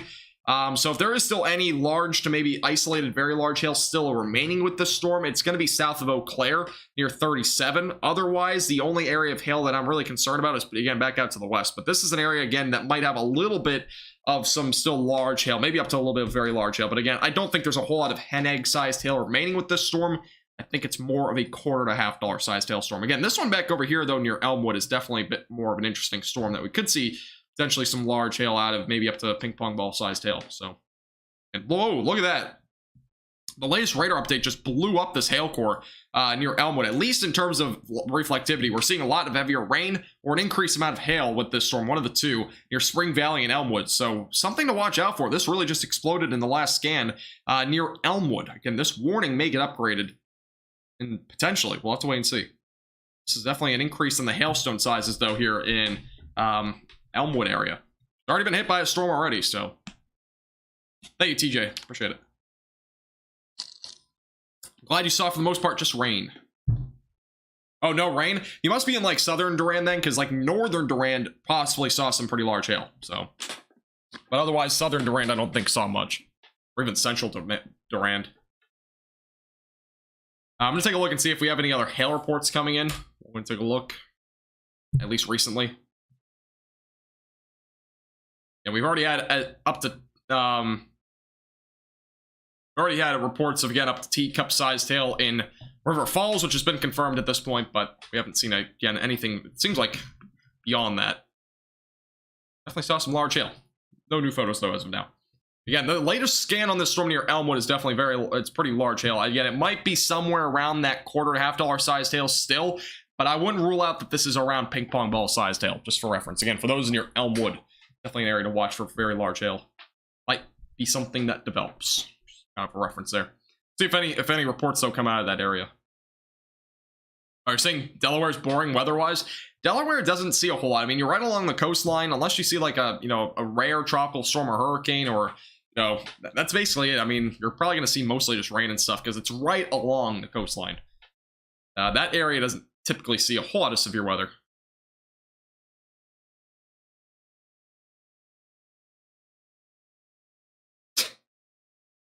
Other jokes, for some reason, I find like 5 times funnier than any other joke. I don't know why.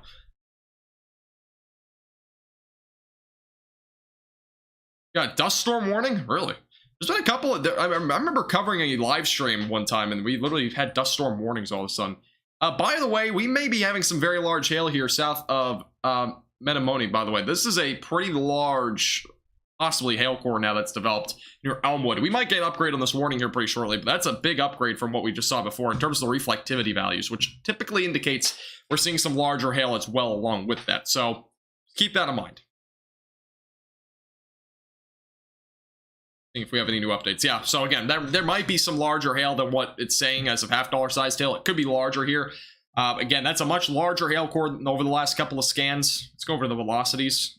We'll take a look at that. Let's look at the velocities. And yeah, I mean, usually when we see these brighter greens, occasionally it can mean more hail as well.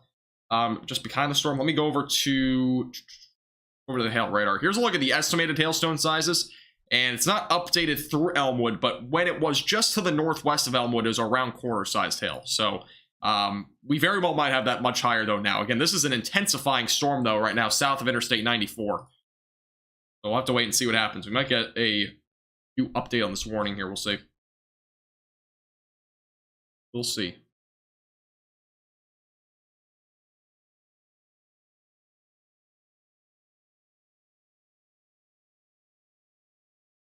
Menomonee?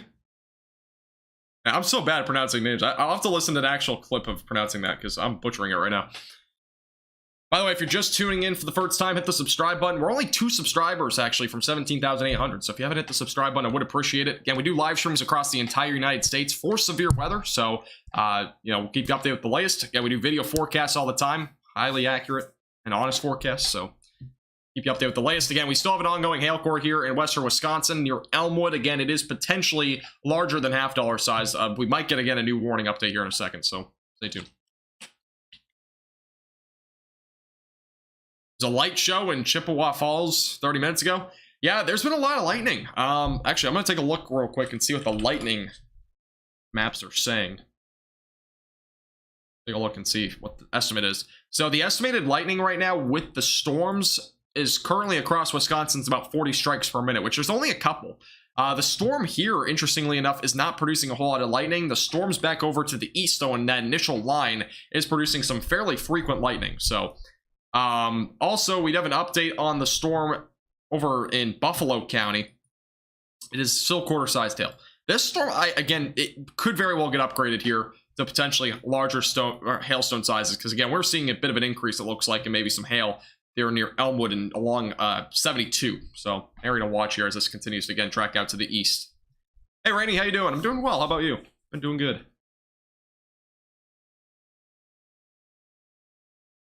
Nice hook. It's not really a hook. It's not really, it's not tornadic at this point. We're seeing more of a, again, hail threat with all these storms tonight. The low level winds and stuff like that is very low tonight. So I'm not expecting much of a tornado potential. I think the more concerning feature, again, with any of these storms will be very large hail potentially. We do have actually an update. It has not been upgraded on hailstone size. It's still a $half size. It no longer includes the downtown area of Elmwood. Now going towards 25. So it looks like it'll be going through a bit of a rural area. Let's see if we have any hail reports coming out of the storm at all, but we'll take a look. It's still ongoing for the potential for $half sized hail as of right now. Again, that might be a little bit higher though. But we have not had any recent reports. So somebody posted a tweet, which is kind of funny. We actually have a new severe thunderstorm warning for $half size hail. I'll get to that here in a second if I can figure out where that is. Unless this is glitched. It might have glitched out. No, I just glitched out. Never mind. So no new severe thunderstorm warning, by the way. But funny enough, somebody tweeted and said people are excited about baseball-sized hail, and I'm like, I have a soft top convertible. Please don't come at me. I'm not excited for hail by any means. I don't think really anybody should be excited unless you're a storm chaser, because all hail will do is pretty much damage your vehicle, damage your roofs and whatnot. And obviously, for those in River Falls, and if you weren't here at the beginning of the stream, if you're just tuning in for the first time, again, we've seen fairly significant hail tonight.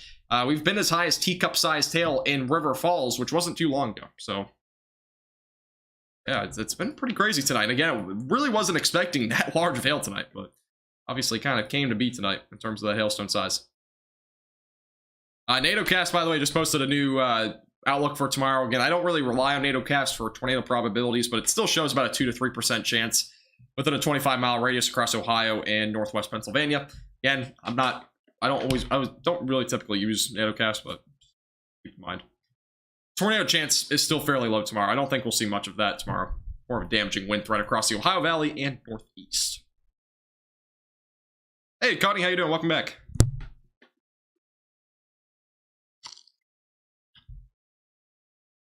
Hey, Michael, how you doing? Welcome back. How's it going today?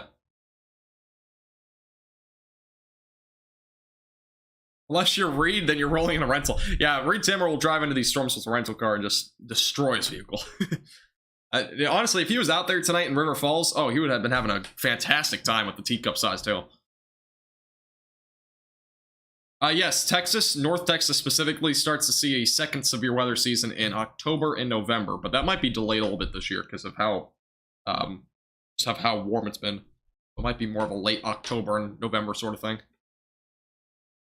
And go with the town names. I still don't know how to pronounce Menomonee. That's what I've been saying this entire time. Everybody keeps correcting me, but I don't think I'll ever get there.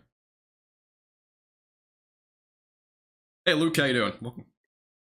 By the way, if you're just tuning in again for the first time, hit the like button. Subscribe if you haven't already. We're only 33 likes from 500. That'll be our last like goal for tonight. And again, make sure to subscribe. Again, we do severe weather coverage pretty much all the time. We also have a pretty decent storm back up near Sheldon, near 27. It looks like maybe a little bit of an increase on the hail. Essentially up to $quarter to $half size. We don't have any radars really in central Wisconsin, but that definitely seems like an increased hailstone size there. Maybe going towards Sheldon. So if you're in Sheldon, just heads up there. Maybe some $quarter to $half sized hail coming your way. I'll be going towards 73. Probably going to stay off to the north of Gilman. So if you're in this region, just kind of keep that in mind as that continues to move off to the east. Back down here again, north of Winona, northwest of Whitehall. We still have an ongoing storm for quarter-sized hail. Again, it goes until 11 o'clock Central Time. Still have an ongoing cell here, really just a little cluster. It's still warned for up to hen egg-sized hail. I don't think it's that large anymore. It's probably quarter-sized or less. But the storm that's probably the most concerning at this point is the one north of Durand. We have a second round. It seems like a couple of isolated storms that might be producing some large hail as well. This one's producing up to $half sized hail. Again, it might be slightly larger than that, but regardless, it's still potentially some large hail. Might damage some vehicles and whatnot across this region. And okay, so nothing new there. All right, cool. I forgot about the severe weather in North Texas. It's not that bad in the fall. It's nowhere near the spring, but there's sometimes a couple of events that happen. Yeah, there's a high pressure ridge dominating Texas and really the southeast. That high pressure ridge will slowly shift its way down to the southeast towards Florida. So it'll kind of block out the southeast from really much of any rain over the next few days. Florida will still see some scattered showers and storms, but nothing too crazy. Along the east coast, though, like extreme east coast of Florida, that's where there might be some showers and storms. But like the west coast will have more of an effect from that high pressure system. Thank you, Bob, as well as Greg and Trisha for subscribing. I appreciate it. Welcome. Thank you, thank you. Also have a report, by the way, no hail there's no reports, at least from this person, of hail south of Eau Claire, off of 93. So no hail reports around here or so. So yeah, we're probably not seeing a whole lot of hail anymore, at least with the storms back over here. storms here again, closer to Mondovi and whatnot. It's going towards Strum, probably just quarter sized if that. The storm, though, over here, again, as I mentioned before, near 72 and 25. Definitely possibly some $half sized hail. We have a brand new severe thunderstorm warning, by the way, for Sheldon. That is for the potential for hail up to the size of $half. So, again, a brand new warning here. $half sized hail for Sheldon. So, another warning that's just been issued there. And off to the east. The Arthur storm, again, near 25 as of right now. And north of 85. So humid in southeast Iowa, is it? It's typically humid in Iowa due to all the cornfields and stuff like that, too. That actually plays a factor into the humidity.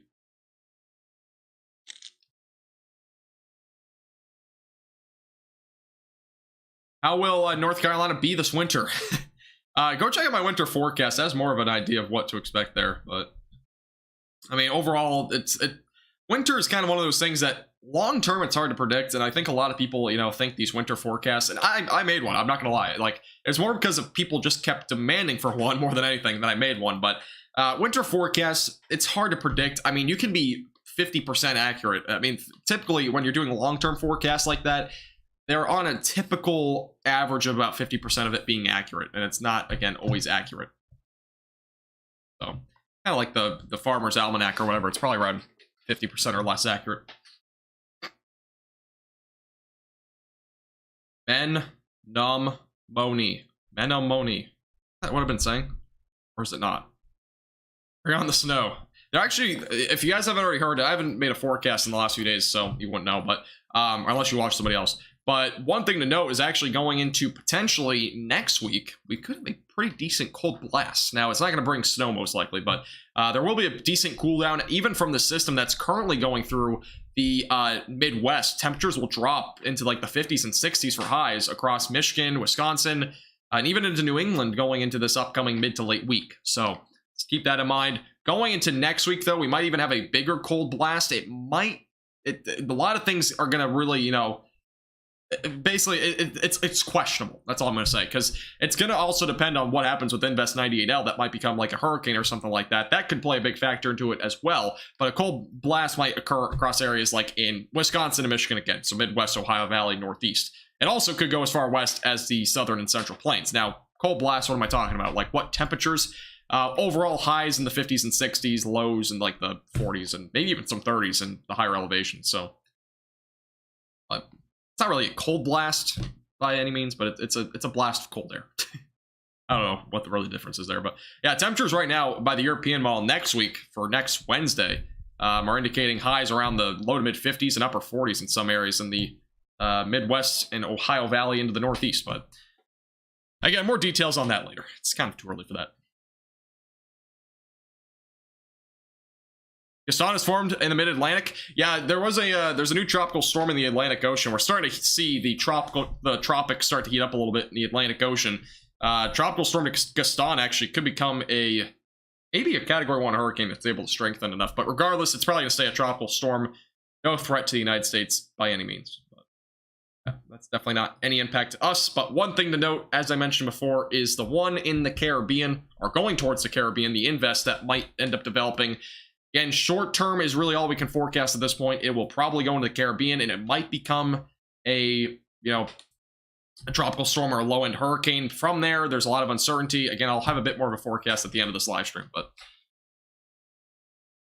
that'll probably be in like 20 to 30 minutes or so. Lows in the 60s to high 50s next week. Yeah, lows will probably drop down to that. Actually, I don't know if my 7-day forecast is pulled up on here. Yeah, it is. So see, my lows right now for Monday and Tuesday are in the low 60s, and temperatures in the mid 80s. So you can also check that out on my Facebook page. Link in the description below. Yes, Lucas, there probably will be a couple of rounds of severe weather in the Dixie Valley area, which is pretty typical for the winter. So yeah, or like early winter more than anything. Early winter is usually when that happens, like kind of like in the December range. There's always severe weather winter. Yeah, I mean, it just kind of depends. I mean, there's always severe weather to some extent, but it's not like you don't usually have that many outbreaks in the winter in terms of severe weather. By the way, if you're enjoying the stream so far, hit the like button down below. Would appreciate it. We're only 14 likes currently from 500, so if you haven't hit the like button, Would appreciate it. That's our only goal really for tonight, other than subscribers. Make sure to hit the subscribe button down below. Again, hit that red button if you have not already. Click the bell icon so you get notified when I go live and whatnot. Again, I might be live again tomorrow covering the Ohio Valley and Northeast severe weather events. So, again, we do coverage across all the United States. So.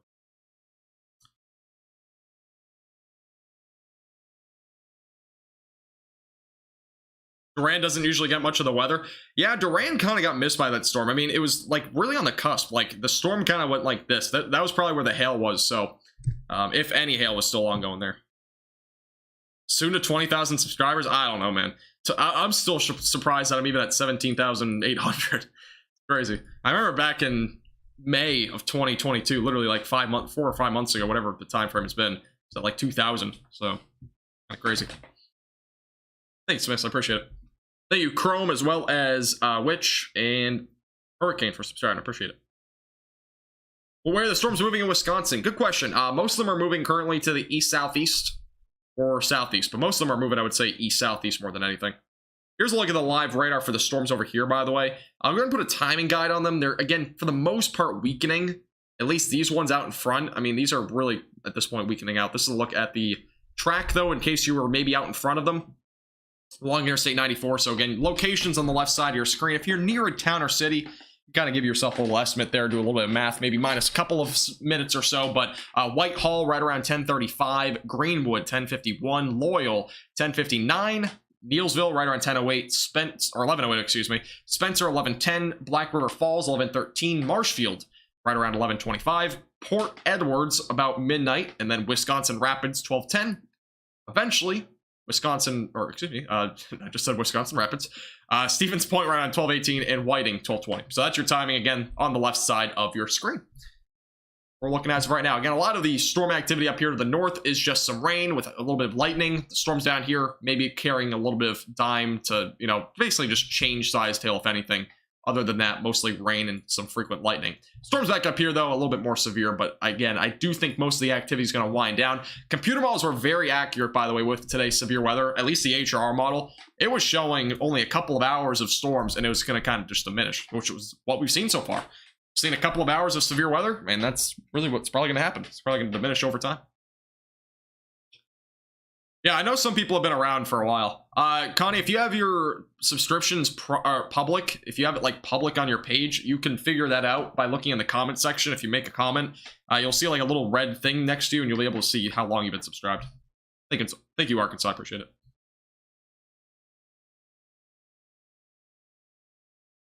Eastern Wisconsin's more flat than the western.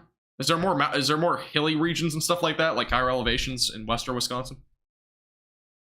Not entirely familiar with the stuff here. Oh, funny enough, I forgot to tell you guys. So for those that are wondering, again, I took a math test today. I was studying for like the last 3 days for that. But the funny thing is I took a geography test today for my broadcast meteorology class. And funny enough, I didn't study for it at all. And honestly, whatever. I know all 50 states. That was the big thing. And then it was figuring out like 5 of the main rivers in the United States, which I got all of those right. Like the Missouri River, Colorado River, couple of other ones. I think the obviously Mississippi River, and Chesapeake Bay was one of them. Another thing that was kind of funny though was the Great Lakes, and I didn't study the Great Lakes at all, so I had absolutely no clue what I was doing going into that test for Great Lakes. So I basically made up a lake name. It's called like Marion Lake or something. There was no word bank, by the way, so it was basically just off memory. And funny enough, you know, I got 3 of the 5 Great Lakes right. I got Erie, Michigan, and Ontario. And then Lake Superior, I completely forgot Superior was even a lake. And then, as well as, what was the other one? I just already forgot the other name. I can't remember, but yeah. For whatever reason, the Great Lakes just were not my friend. And then we had 3 major mountains, so the Appalachians, the Rockies, and the Sierra Nevada. But, yeah. I was so focused on the math test, though, that I just didn't really care about the geography test that much. And it doesn't really matter. I mean, that class for me will be an easy A. Now I'm really changing my major. There are some schools that have broadcast meteorology classes. So, by the way, for those that are tuning in, we're in western Wisconsin. So we're covering the severe weather. Again, we've been up to teacup size hail. It does seem like that hail potential, though, is going down a bit. So a little hail core there near 85, northeast of Durand as of right now.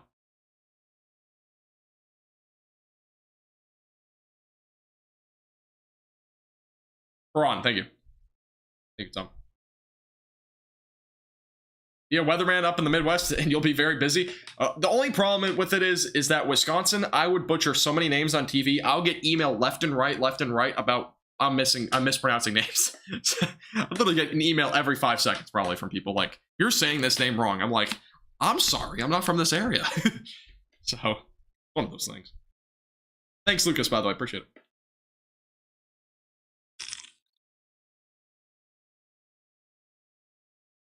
I go to college in Texas. My university has a great meteorology program. That's good. Yeah, the math is the painful part, and physics is also a bit of a pain with it too. It depends on what your school is, but those are the two big things that you need to know for meteorology, even if you're going to the broadcast sector, which you don't really ever use. But this warning, by the way, is about to expire. Actually, I think almost every warning is about to expire. So these two warnings are about to expire. We might get a new one on this one. South of Interstate 94. And we just got a condensed warning, or a little bit condensed on this one. So Strum, as well as Pigeon Falls and Whitehall, still around quarter-sized tail as that moves down to the southeast.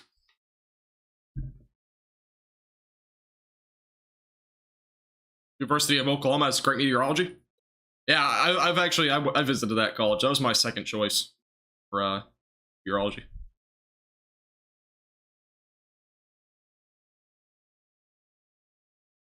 Last goal for tonight, by the way. We're only 6 subscribers from 17,850. If you have not already, hit the subscribe button. I would appreciate it.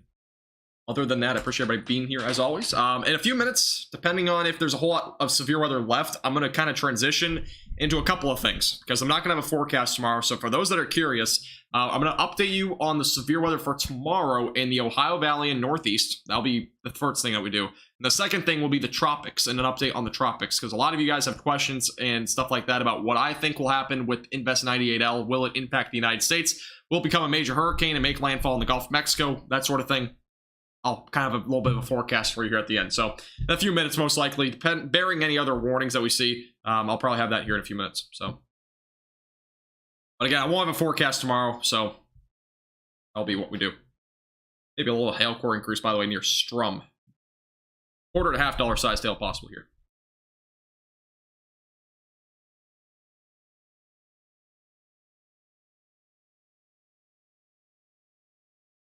How's everybody doing tonight, by the way? For those that have been here for a while, how's everybody doing? Everybody having a good night so far? I've had a lot, again, I've said it a couple times, but I've had a very stressful last 3 days. Studying everything.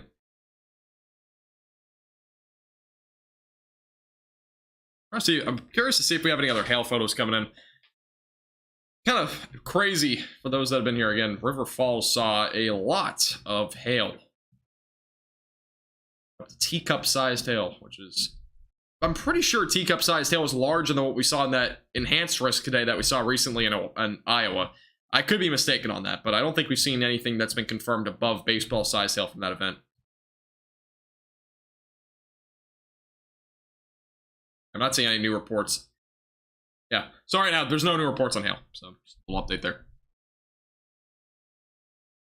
We do still have a couple of warnings out there. Again, quarter-sized hail is the main one with this one near Pigeon Falls. We got another one near Sheldon for $1/2 sized hail. That storm's beginning to weaken. The one going towards Interstate 94, though, still producing a little bit of quarter-sized hail.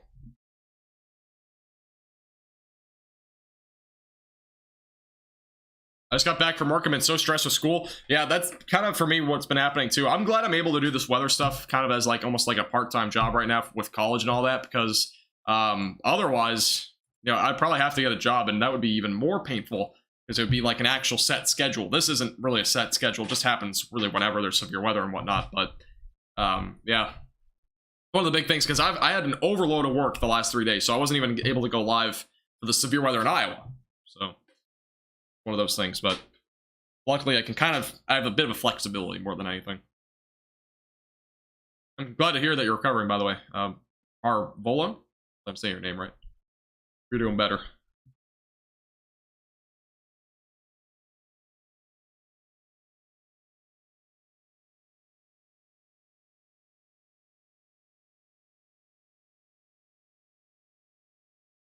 Shelly's an amazing mod. Yes, Shelly's very... honestly, Shelly's technically our first ever chat moderator, and literally she's our only chat moderator, so she does a great job. I do have to say that. We don't really have... We used to have, like... We technically have, like, 2 other chat moderators, quote unquote, but one of them is never here, and one other one is more of a media guy that sends in photos and stuff. Get some claps in the chat for Shelly, for everybody that's here. Let's put some claps in the chat for her being here almost every stream too. Was moderating the chat and whatnot. Great job. I'm gonna give it about 5 more minutes. If we don't see any more storms fire up in terms of, or any new warnings, I'm gonna go and hop over to what to expect for tomorrow's severe weather event.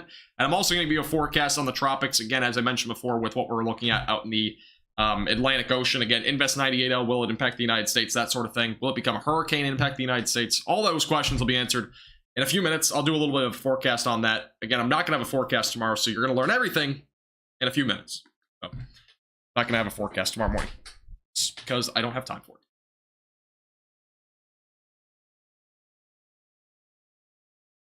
Is Oak Grove, Kentucky gonna see any of this? I don't know if that's in northern Kentucky. If you're in northern Kentucky, you might get isolated storms tomorrow night that might have damaging winds up to 60. Otherwise, no. If you're anywhere else in Kentucky, you won't.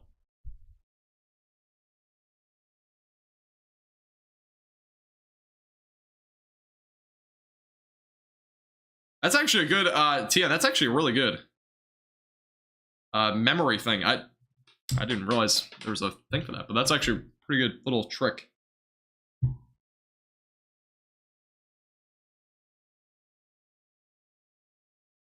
Clay, no. No, I did not.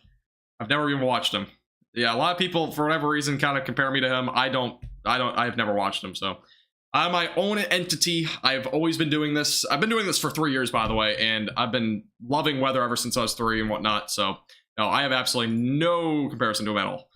I've simply been doing this for a while. I love doing what I do. I enjoy doing it. We can talk to you all guys, but no, I'm not related to him. I do not. Never watched him in my life. Not really familiar with the YouTube scene to begin with, so. One of those things too. Thanks, Clay. Appreciate it. I've been doing this since 2019, late 2019. I didn't start YouTube live streams up until literally this year, though. I did all my live streams on Facebook, and one of the things is that on YouTube specifically, I didn't do nationwide weather up until literally this past June. So you can kind of get the general idea. This is kind of new to me almost in terms of doing nationwide weather. I was always doing just North Texas weather for the first about almost 3 years. So yeah, it's a completely different realm, and it's honestly, I love doing this more than just doing North Texas. Bigger reason because I get to learn a lot more about other states and geography and stuff like that, a lot more about severe weather, and honestly all types of weather. And it really helps go long term, because if I ever do go to a TV station and not just do this, and I actually go to a TV station and whatnot, I'll have a lot more experience. So beneficial all around. Yeah, if you want to join our Discord server, by the way, for those that have Discord link will be in the chat from Nightbot. So if you want to join our Discord server, feel free to. Thanks, Tien. Yes, the pronunciation will always be probably the one thing that gets down talked on the stream. But it's pretty natural. I mean, again, I'm not from these areas, so. Oh, yeah. Yeah, I have, Grace, for sure. I've always enjoyed weather. The one thing was when I was like 4 or 5 years old, there was one day that we had a thunderstorm come through, and I was scared out of my mind for the thunder and lightning. Now, obviously, I don't have fear for thunderstorms at all anymore. But, you know, back in the day, you know, like, whenever there was a thunderstorm, I would go cry and go upstairs and all that sort of stuff. And a lot of meteorologists have the same kind of experience. You know, they start out young and they're like, you know, this is so scary. Oh, the thunderstorm is just so scary. For whatever reason, though, a lot of those people have always gotten to be meteorologists. Kind of one of those weird little things that happens when you're younger and you're like, kind of look back on it. Thanks, Ben. I appreciate it. Storms in northern Kansas. There was some severe weather in northern Kansas earlier. Real quick, I'm just going to show the radar. We actually had a 54-mile-per-hour wind gust there earlier, but I think they're fizzling out, if I'm not mistaken. This is a look at the radar. Yeah, a little outflow boundary, just some showers at this point. That was an area, though, that did have some storms earlier, so not wrong. There was a couple of warnings before I went live. Around 8:30-ish Central. Oh, yeah, actually, this is kind of a crazy thing. For those that are wondering, I've taught about 95% of the stuff I know myself. I hardly have learned that much. The only things I've learned are things either in college or from the Weather Channel, which overall that probably equates to like 5 to 10% of my knowledge in weather. So just kind of something to keep in mind. I mean, I've only taken a couple of weather courses so far. I'm taking more pretty soon, but and I want to learn more, obviously. But yeah, I know a lot of stuff for the most part, just from my own knowledge more than anything.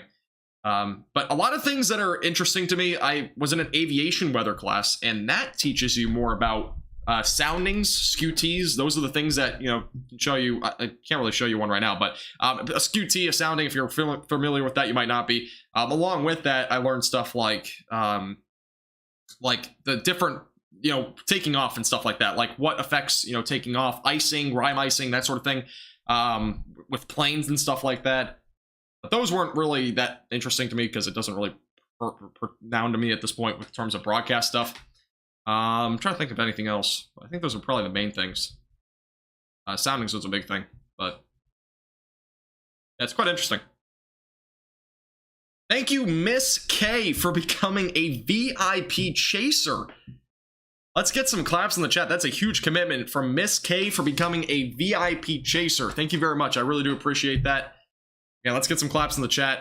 That is a huge commitment. I really do appreciate that, Miss K. Thank you very much. Appreciate your support a lot. Thank you very much.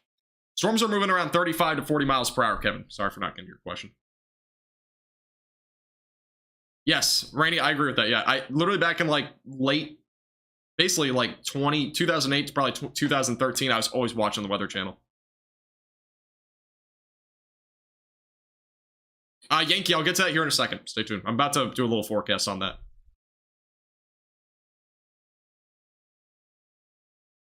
Oh, you're in the medical field? That's interesting.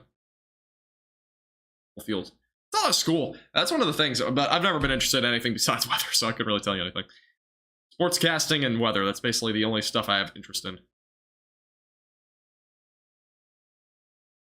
Yeah, I got you, Robert. Yeah, that's one of those things. Again, math it's a tough road. Caden, if I do go live, it's not guaranteed, but if I go live, it'll be around like 4 o'clock Eastern, I would say. Isolation? You mean they made like isolated storms in that reference, Nisha? Isolated basically means like it kind of varies from different people's definitions, but typically around like a 20 to 30% coverage or chance. 40% to about 60% is typically scattered. Numerous is around 70% or so, and then widespread is typically above 80%. You ever do storm chasing? I've never done it before. I do plan on doing a storm chasing live stream at some point in the future, but not yet. Sometime in the future, though. Can do Trig. It's so weird. Trig is a different beast. Trig is not too difficult for me. Which it used to be really difficult, but I got pretty good at it. No, actually, Rainy, it varies. Some people will say there's a 30% chance of storms, so 30% chance. Can't really write. And then some people say coverage of rain. So in this instance, you could probably go and say that there was... Let's just go and outline this area that has seen rain. You could probably say with what is on the radar right now, it's around a 30 to 40% coverage. Now, some people will say, like, let's just say we're going to forecast... We go and say, like, Stevens Point, for example. Let's just go and only forecast Stevens Point. Some people will say there is a 30% chance of rain, not necessarily a 30% coverage. Now, when we're talking about regions and stuff like that, so let's say this entire severe thunderstorm watch, you could refer to it as either a chance of rain or a coverage of rain. Again, it varies. So, meteorologists and whatnot always kind of refer to it as a different way. There's no right or wrong to it by any means. It depends on the situation. Because if we're going to see a cap, for example... like, you know, today we actually saw a cap. So for an area like Pigeon Falls, there was like probably like a 30 or 40% chance of storms at the most. That's a chance, though. The coverage wouldn't have been there because obviously, you know, a cap could either make or break storms. Now, in regards to like an actual event that probably will happen, like a squall line, for example, you can almost guarantee it's gonna be like 100% coverage. So kind of just like kind of for reference in the forecasting realm. Again, it varies a lot, though. Varies a lot.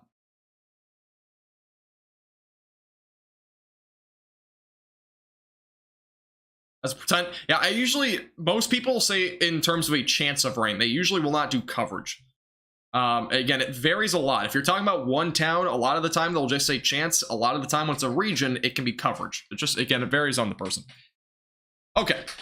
Since the severe weather at this point is starting to wind down, I do want to go over our forecast, as I mentioned before. Let me go ahead and first go widescreen here. So let's go and do the forecast, because again, I'm not going to have a forecast tomorrow morning. So if you're curious on tomorrow's severe weather event and the tropics, again, there might be a system that goes towards the Gulf Coast. Stay tuned. I'm going to literally give you a breakdown here over the next 10 minutes or so on what you can expect. And again, questions are definitely welcome. Again, we can do some questions as well. Let me first begin with tomorrow's severe weather event, and then we'll go to the tropics, because again, a big system might be developing and brewing. First off, let's go to the severe weather potential. Let me go over to the severe weather potential for tomorrow. Here's a look at tomorrow's threat. All right, so we do have a slight risk as of right now. Again, this might get upgraded. We'll see. Wait, let me make sure I got a timestamp here. 158. All right, just so for timestamps purposes. So this is the potential for severe weather tomorrow. So as of right now, there's a slight risk of severe weather. It goes from New York back through Ohio. The main concerns tomorrow will be damaging winds. That's almost without a doubt going to be our main threat. There might be a couple of tornadoes, though. If there were to be any, it would probably be in this region here. Really anywhere north of Columbus, most likely through Interstate 90, back up maybe closer to Syracuse. That would be like a low-end tornado potential. Again, brief and weak is what we're looking at tomorrow. We're not looking at significant tornado potential at all. Outside of there, there's a marginal threat that goes from Vermont all the way back through Indiana. Again, the potential there is mainly damaging winds with maybe some isolated quarter-sized hail. Here's the tornado potential for tomorrow, by the way. So you can see it's basically in western Pennsylvania, back through Columbus, and back over into Syracuse and portions of upstate New York. So that's our area, again, for tomorrow for a low chance of severe weather. Let's go hop over to the future radar. Let me go and do I'm not going to be able to do a smooth transition with this, but we'll try to do our best here. This is a look at the future radar for tomorrow. Beginning with tomorrow, you can start to see this will be tomorrow morning, so we'll see some showers and storms begin to develop around probably the early afternoon hours. So back near Toledo, Bowling Green. Let me put on a different color here. But you can start seeing maybe a little line and cluster of storms developing back over in Ohio, especially north and northwestern Ohio. By 4 to 5 o'clock, we'll begin to see that line especially start to approach areas like Cleveland, Mansfield, and maybe even Marion, and maybe even going towards areas like Canton going to 5 to 6 o'clock. Eventually, that line will move off to the east and eventually go into areas like Pennsylvania by 7 o'clock. Here's a look at the timing over in Pennsylvania, which is a little bit different depending on where you are. Areas like Erie will probably see this around 5 to 6 o'clock. Line will go through areas like St. Mary's and Pittsburgh by about 7 to 8 o'clock and eventually fizzle out before it ever gets past areas like Harrisburg. For the most part, just some showers. It's going to be mostly an afternoon to early evening threat. New York is on a different page as well. You can start to see some storms going into the basically Canada, eventually going to go into areas in western New York by about 5 to 6 o'clock. Areas like Watertown, going to see some showers and storms. Again, damaging winds, my main concern up that direction. Going into the evening and overnight hours, some showers and maybe some isolated damaging winds may occur in areas in western New England, but that potential seems low as of right now. So that's what we're looking at in terms of severe weather for tomorrow. Before we get into the tropics, does anybody have any questions? Try to see if anybody even asked any. I'll go over to here real quick just for a second. We'll go to the tropics here in a second. That is tomorrow's forecast, though, basically. I mean, there's not a whole lot more to it.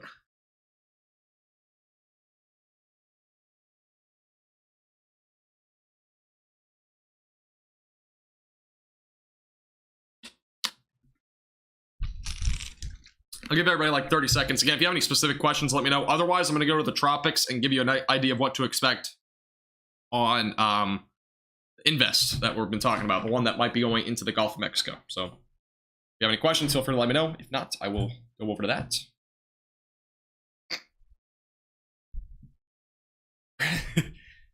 Graham's back. There we go. By the way, if you're just tuning in, hit the subscribe button if you're new here. Again, if you haven't already, hit the subscribe button, like the video, would appreciate it. We do live streams like this all the time. Dayton, Ohio. Dayton, Ohio is probably not going to see much tomorrow. If anything, isolated damaging winds. I wouldn't expect anything beyond that, though. Storm chances around 50 to 60%, I would say, for your area. Yes, you're correct, Lisa. Yeah, very low chance tomorrow. Again, overall, it's going to be pretty low. Hey, Rye Guy, how you doing? We had up to teacup-sized hail earlier over in River Falls. Other than that, severe weather's been winding down at this point in Wisconsin. Watch goes until 1 a.m., but we're currently going over the tropics here in a second, so we're doing that here in a moment. Yeah, big hailstones, especially at the beginning of this live stream. We were seeing some teacup-sized hail, so it's been interesting tonight. There you go, Clinton. There you go. Yeah, there should be some rain tomorrow. Cleveland, Ohio. Cleveland's probably going to be a hotspot tomorrow. Damaging winds, though, going to be the main concern. Again, very isolated tornado potential. I would be more concerned about damaging winds, though, overall. Because, again, if there were to be any tornado threat, it's going to be a brief and weak occurrence. All right, let's go over to the tropics. Let's go and do that now. Let's do our little tropics forecast. So as you probably know, we do have an invest. Actually, let me set this up real quick. Sorry, I'm actually going to go back here for a second. But again, big system. Let me go over to this. We're going to set up the extended stuff here real quick on the infrared imagery. Should be far enough out. By the way, look at Hurricane Fiona. This is major Hurricane Fiona as of right now. This is an insane eye right here. This is impacting the Turks and Caicos as of right now. Go over to this. Let's see. I'm put up everything here. And for whatever reason, Fiona is non-existent on the software, but we'll just go with it for now. But here's currently Hurricane Fiona. I don't have an official track for some reason. It's glitched out in here, but this is moving off to the northeast north right now. It's going to turn off to the northeast. It is a Category 3 hurricane as of right now, and you can clearly see it is an impressive hurricane as of right now. Now, this will eventually go towards Bermuda and potentially impact that area. Beyond there, it's not going to impact the United States. If you're on the East Coast, though, you will see an increased rip current risk and potentially some swells as well near the coast. Again, that's a potential along the East Coast, all up and down from Miami back through Maine. That's gonna be a potential. Now, long term, this is forecasted to go up in this direction, so it's probably going to go up in this area. Maine, especially eastern Maine, may see some isolated damaging winds. It's a low chance as of right now, but you might see some winds from the outskirts of the system. It will not make landfall in the United States. It's just not going to happen. But this will go towards Bermuda. It will eventually go out to, again, it's going to stay out to sea for the most part. It will impact areas in Canada, but again, besides that, it will eventually weaken down to a Category 1 hurricane as it gets closer to Maine. So Maine might see some gusty winds, maybe winds up to 60, but it seems like a very low threat. And that's, again, extreme eastern Maine. We're talking like basically like extreme eastern Maine. So Nova Scotia is going to have a bit more of an impact there.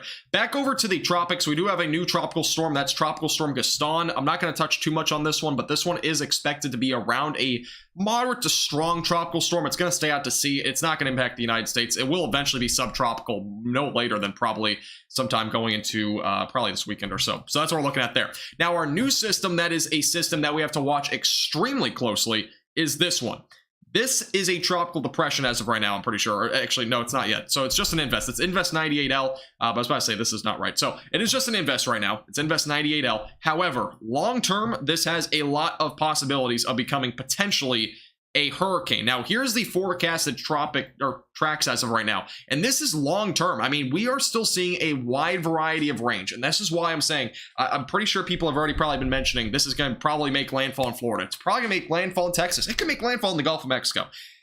It's just not true. I mean, we could see this go anywhere. It's long term, and we have a lot of factors that still go into this. I mean, we're still talking, this forecasted range here is probably about 5 or 6 days. So really realistically right now, this is kind of your cone. It could very well go out and possibly take a track sort of like what Fiona did, but maybe go towards the Dominican Republic. It could crash into Mexico. If one of these two instances happen, it's not going to probably impact the United States that much. Now, here's the big thing, though. A lot of computer models right now are still showing that this would go into the Gulf of Mexico. From there, where does it go? That's a big question mark. So if you can kind of take a look here, a lot of computer models have been kind of showing long-term that it would take somewhere in this range here. Obviously, this is a long-term forecast, but there might be some impacts to the Gulf Coast. Long-term, though, again, we have to get through the next few days. We have to see what the system does in the Pacific Ocean as well that actually steers this system in the Gulf of Mexico. Again, there's a few days in between now and then. Now, let me bring up real quick the tropical tidbits. I'll give you a bit more of an idea on long-term tracks because this does not show it. Let's go over to Invest 98L, and we'll go over to the long-term computer models in terms of the tracks. And this is an idea of what we're looking at. Now, granted, this has actually shifted a lot over the last 24 hours. I'll give you an idea of what we're looking at. So let me go over to, let's go and change over the screen here real quick. By the way, if you're just tuning in, this is this is Hurricane Fiona, by the way. Very defined hurricane as of right now. This will, again, not impact the United States. Let me go over to the tropics. Let's go over to this screen, and we will bring over this. This is the long-term models as of right now in terms of the ensembles. Again, it's actually shifted further east over the last 24 hours, actually pretty substantially. So this is why I'm saying don't panic if you're in the Gulf Coast. Here's one thing to note, though. I mean, the range, again, is so large. We could very well see this go into the Gulf of Mexico. We could obviously see this go out to sea, and we could see it go into Mexico. again, it's a wide range, so there's no reason to be panicking right now. I know the GFS model and the European model are going insane on this. If we go over to Windy, which is a site that I use quite often to kind of show you what we're looking at here in terms of the main computer models, which is the European and GFS model. This is a look at the European model. You can kind of see the system go into the Gulf of Mexico as probably a pretty decent hurricane. Eventually, it makes landfall in Florida.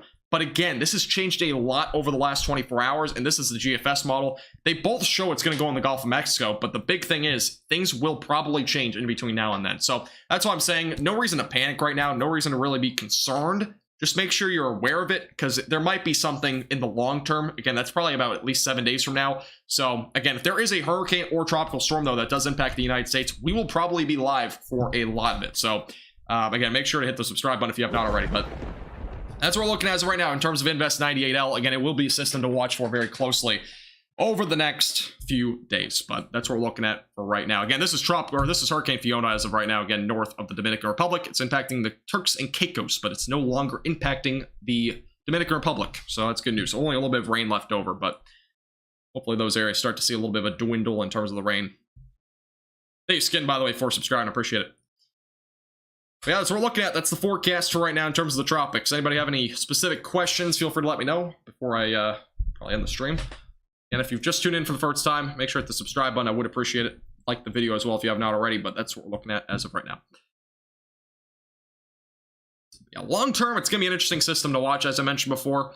Yeah, it's definitely something to watch closely, because it'll be something to that could definitely do something. By the way, this is a look at the 6-hour loop on Hurricane Fiona.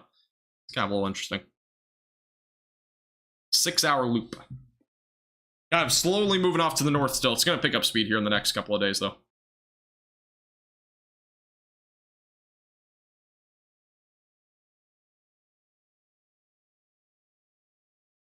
But yeah, honestly, I know a lot of people are...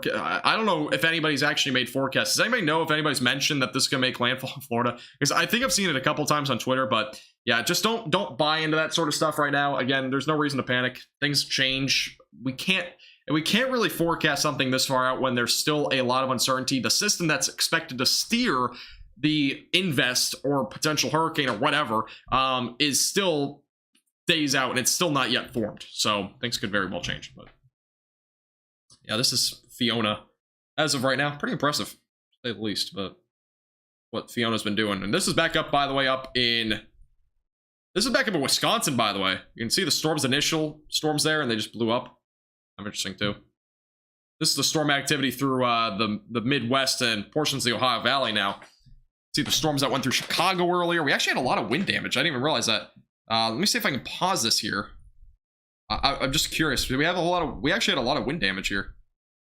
Winds were estimated around 40 to 49. I'm not seeing anything beyond that. 47, 41. Yeah, it didn't look like we had any reports of damaging winds, but there was actually a lot of damage reports from earlier there. Interesting. Let's just look at the loop. Thank you, by the way, Towner, and as well as Bill, for subscribing. I appreciate it, guys. Welcome. Thank you, thank you. Yeah, it's definitely interesting. All right, anybody have any last-second questions at all? Let me know. If not, I will probably end the live stream here in a minute. But as always, I do appreciate everybody tuning in to the live streams. It really does mean the world to me. I appreciate, again, Miss K for becoming a VIP Chaser member. Again, let's get claps in the chat one last time for Miss K for becoming a VIP Chaser. Big commitment here to the YouTube channel. I really do appreciate it. Also, let's get some claps in the chat for Shelly, the chat moderator. As I kind of said before, really do appreciate the help. Appreciate it, Connie. We're looking at as of right now. But otherwise, I appreciate everybody tuning in. I'm not seeing any other questions. Obviously, there's a lot to take in there, but there's not really any specific questions that you really can go off of with the invest as of right now. I kind of said it before. It's long term. Again, here's your invest. Again, it doesn't even really have much of a circulation, so things could change. It's going to be something to watch, though, for very closely. Again, it has more of a potential to go towards the United States than what Fiona did, so it is definitely going to be something to watch. But other than that, definitely be something to watch. Apparently, there was a funnel cloud earlier at West Palm Beach in Florida. That just came in, so that was from earlier, though. That was around 2 o'clock or so, or 5 o'clock.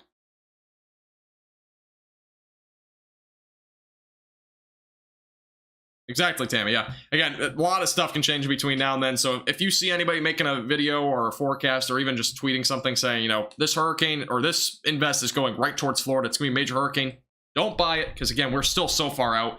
Once we get within range and reason, maybe 4 to 5 days out, we can start to think about those sort of things. But it's way too early, especially when we're still, I would say, around 7 to 8 days out, maybe even a little bit further than that.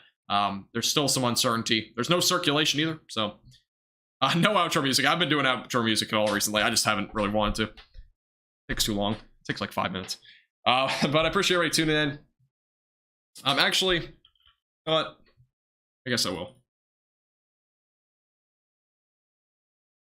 Let's do the outro music. Might as well. I haven't done it in a while. It'll be the first time since... I don't know. It's been a while. But thank you everybody for tuning in. I appreciate it as always. Again, thank you, Miss K, for becoming a VIP Chaser member. I appreciate it as always. Let's go and turn this off real quick. Let's just go back to the live radar. So for anybody that might jump in here.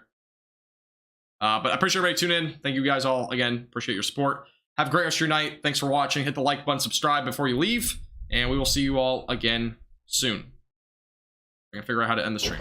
Wait 1 second.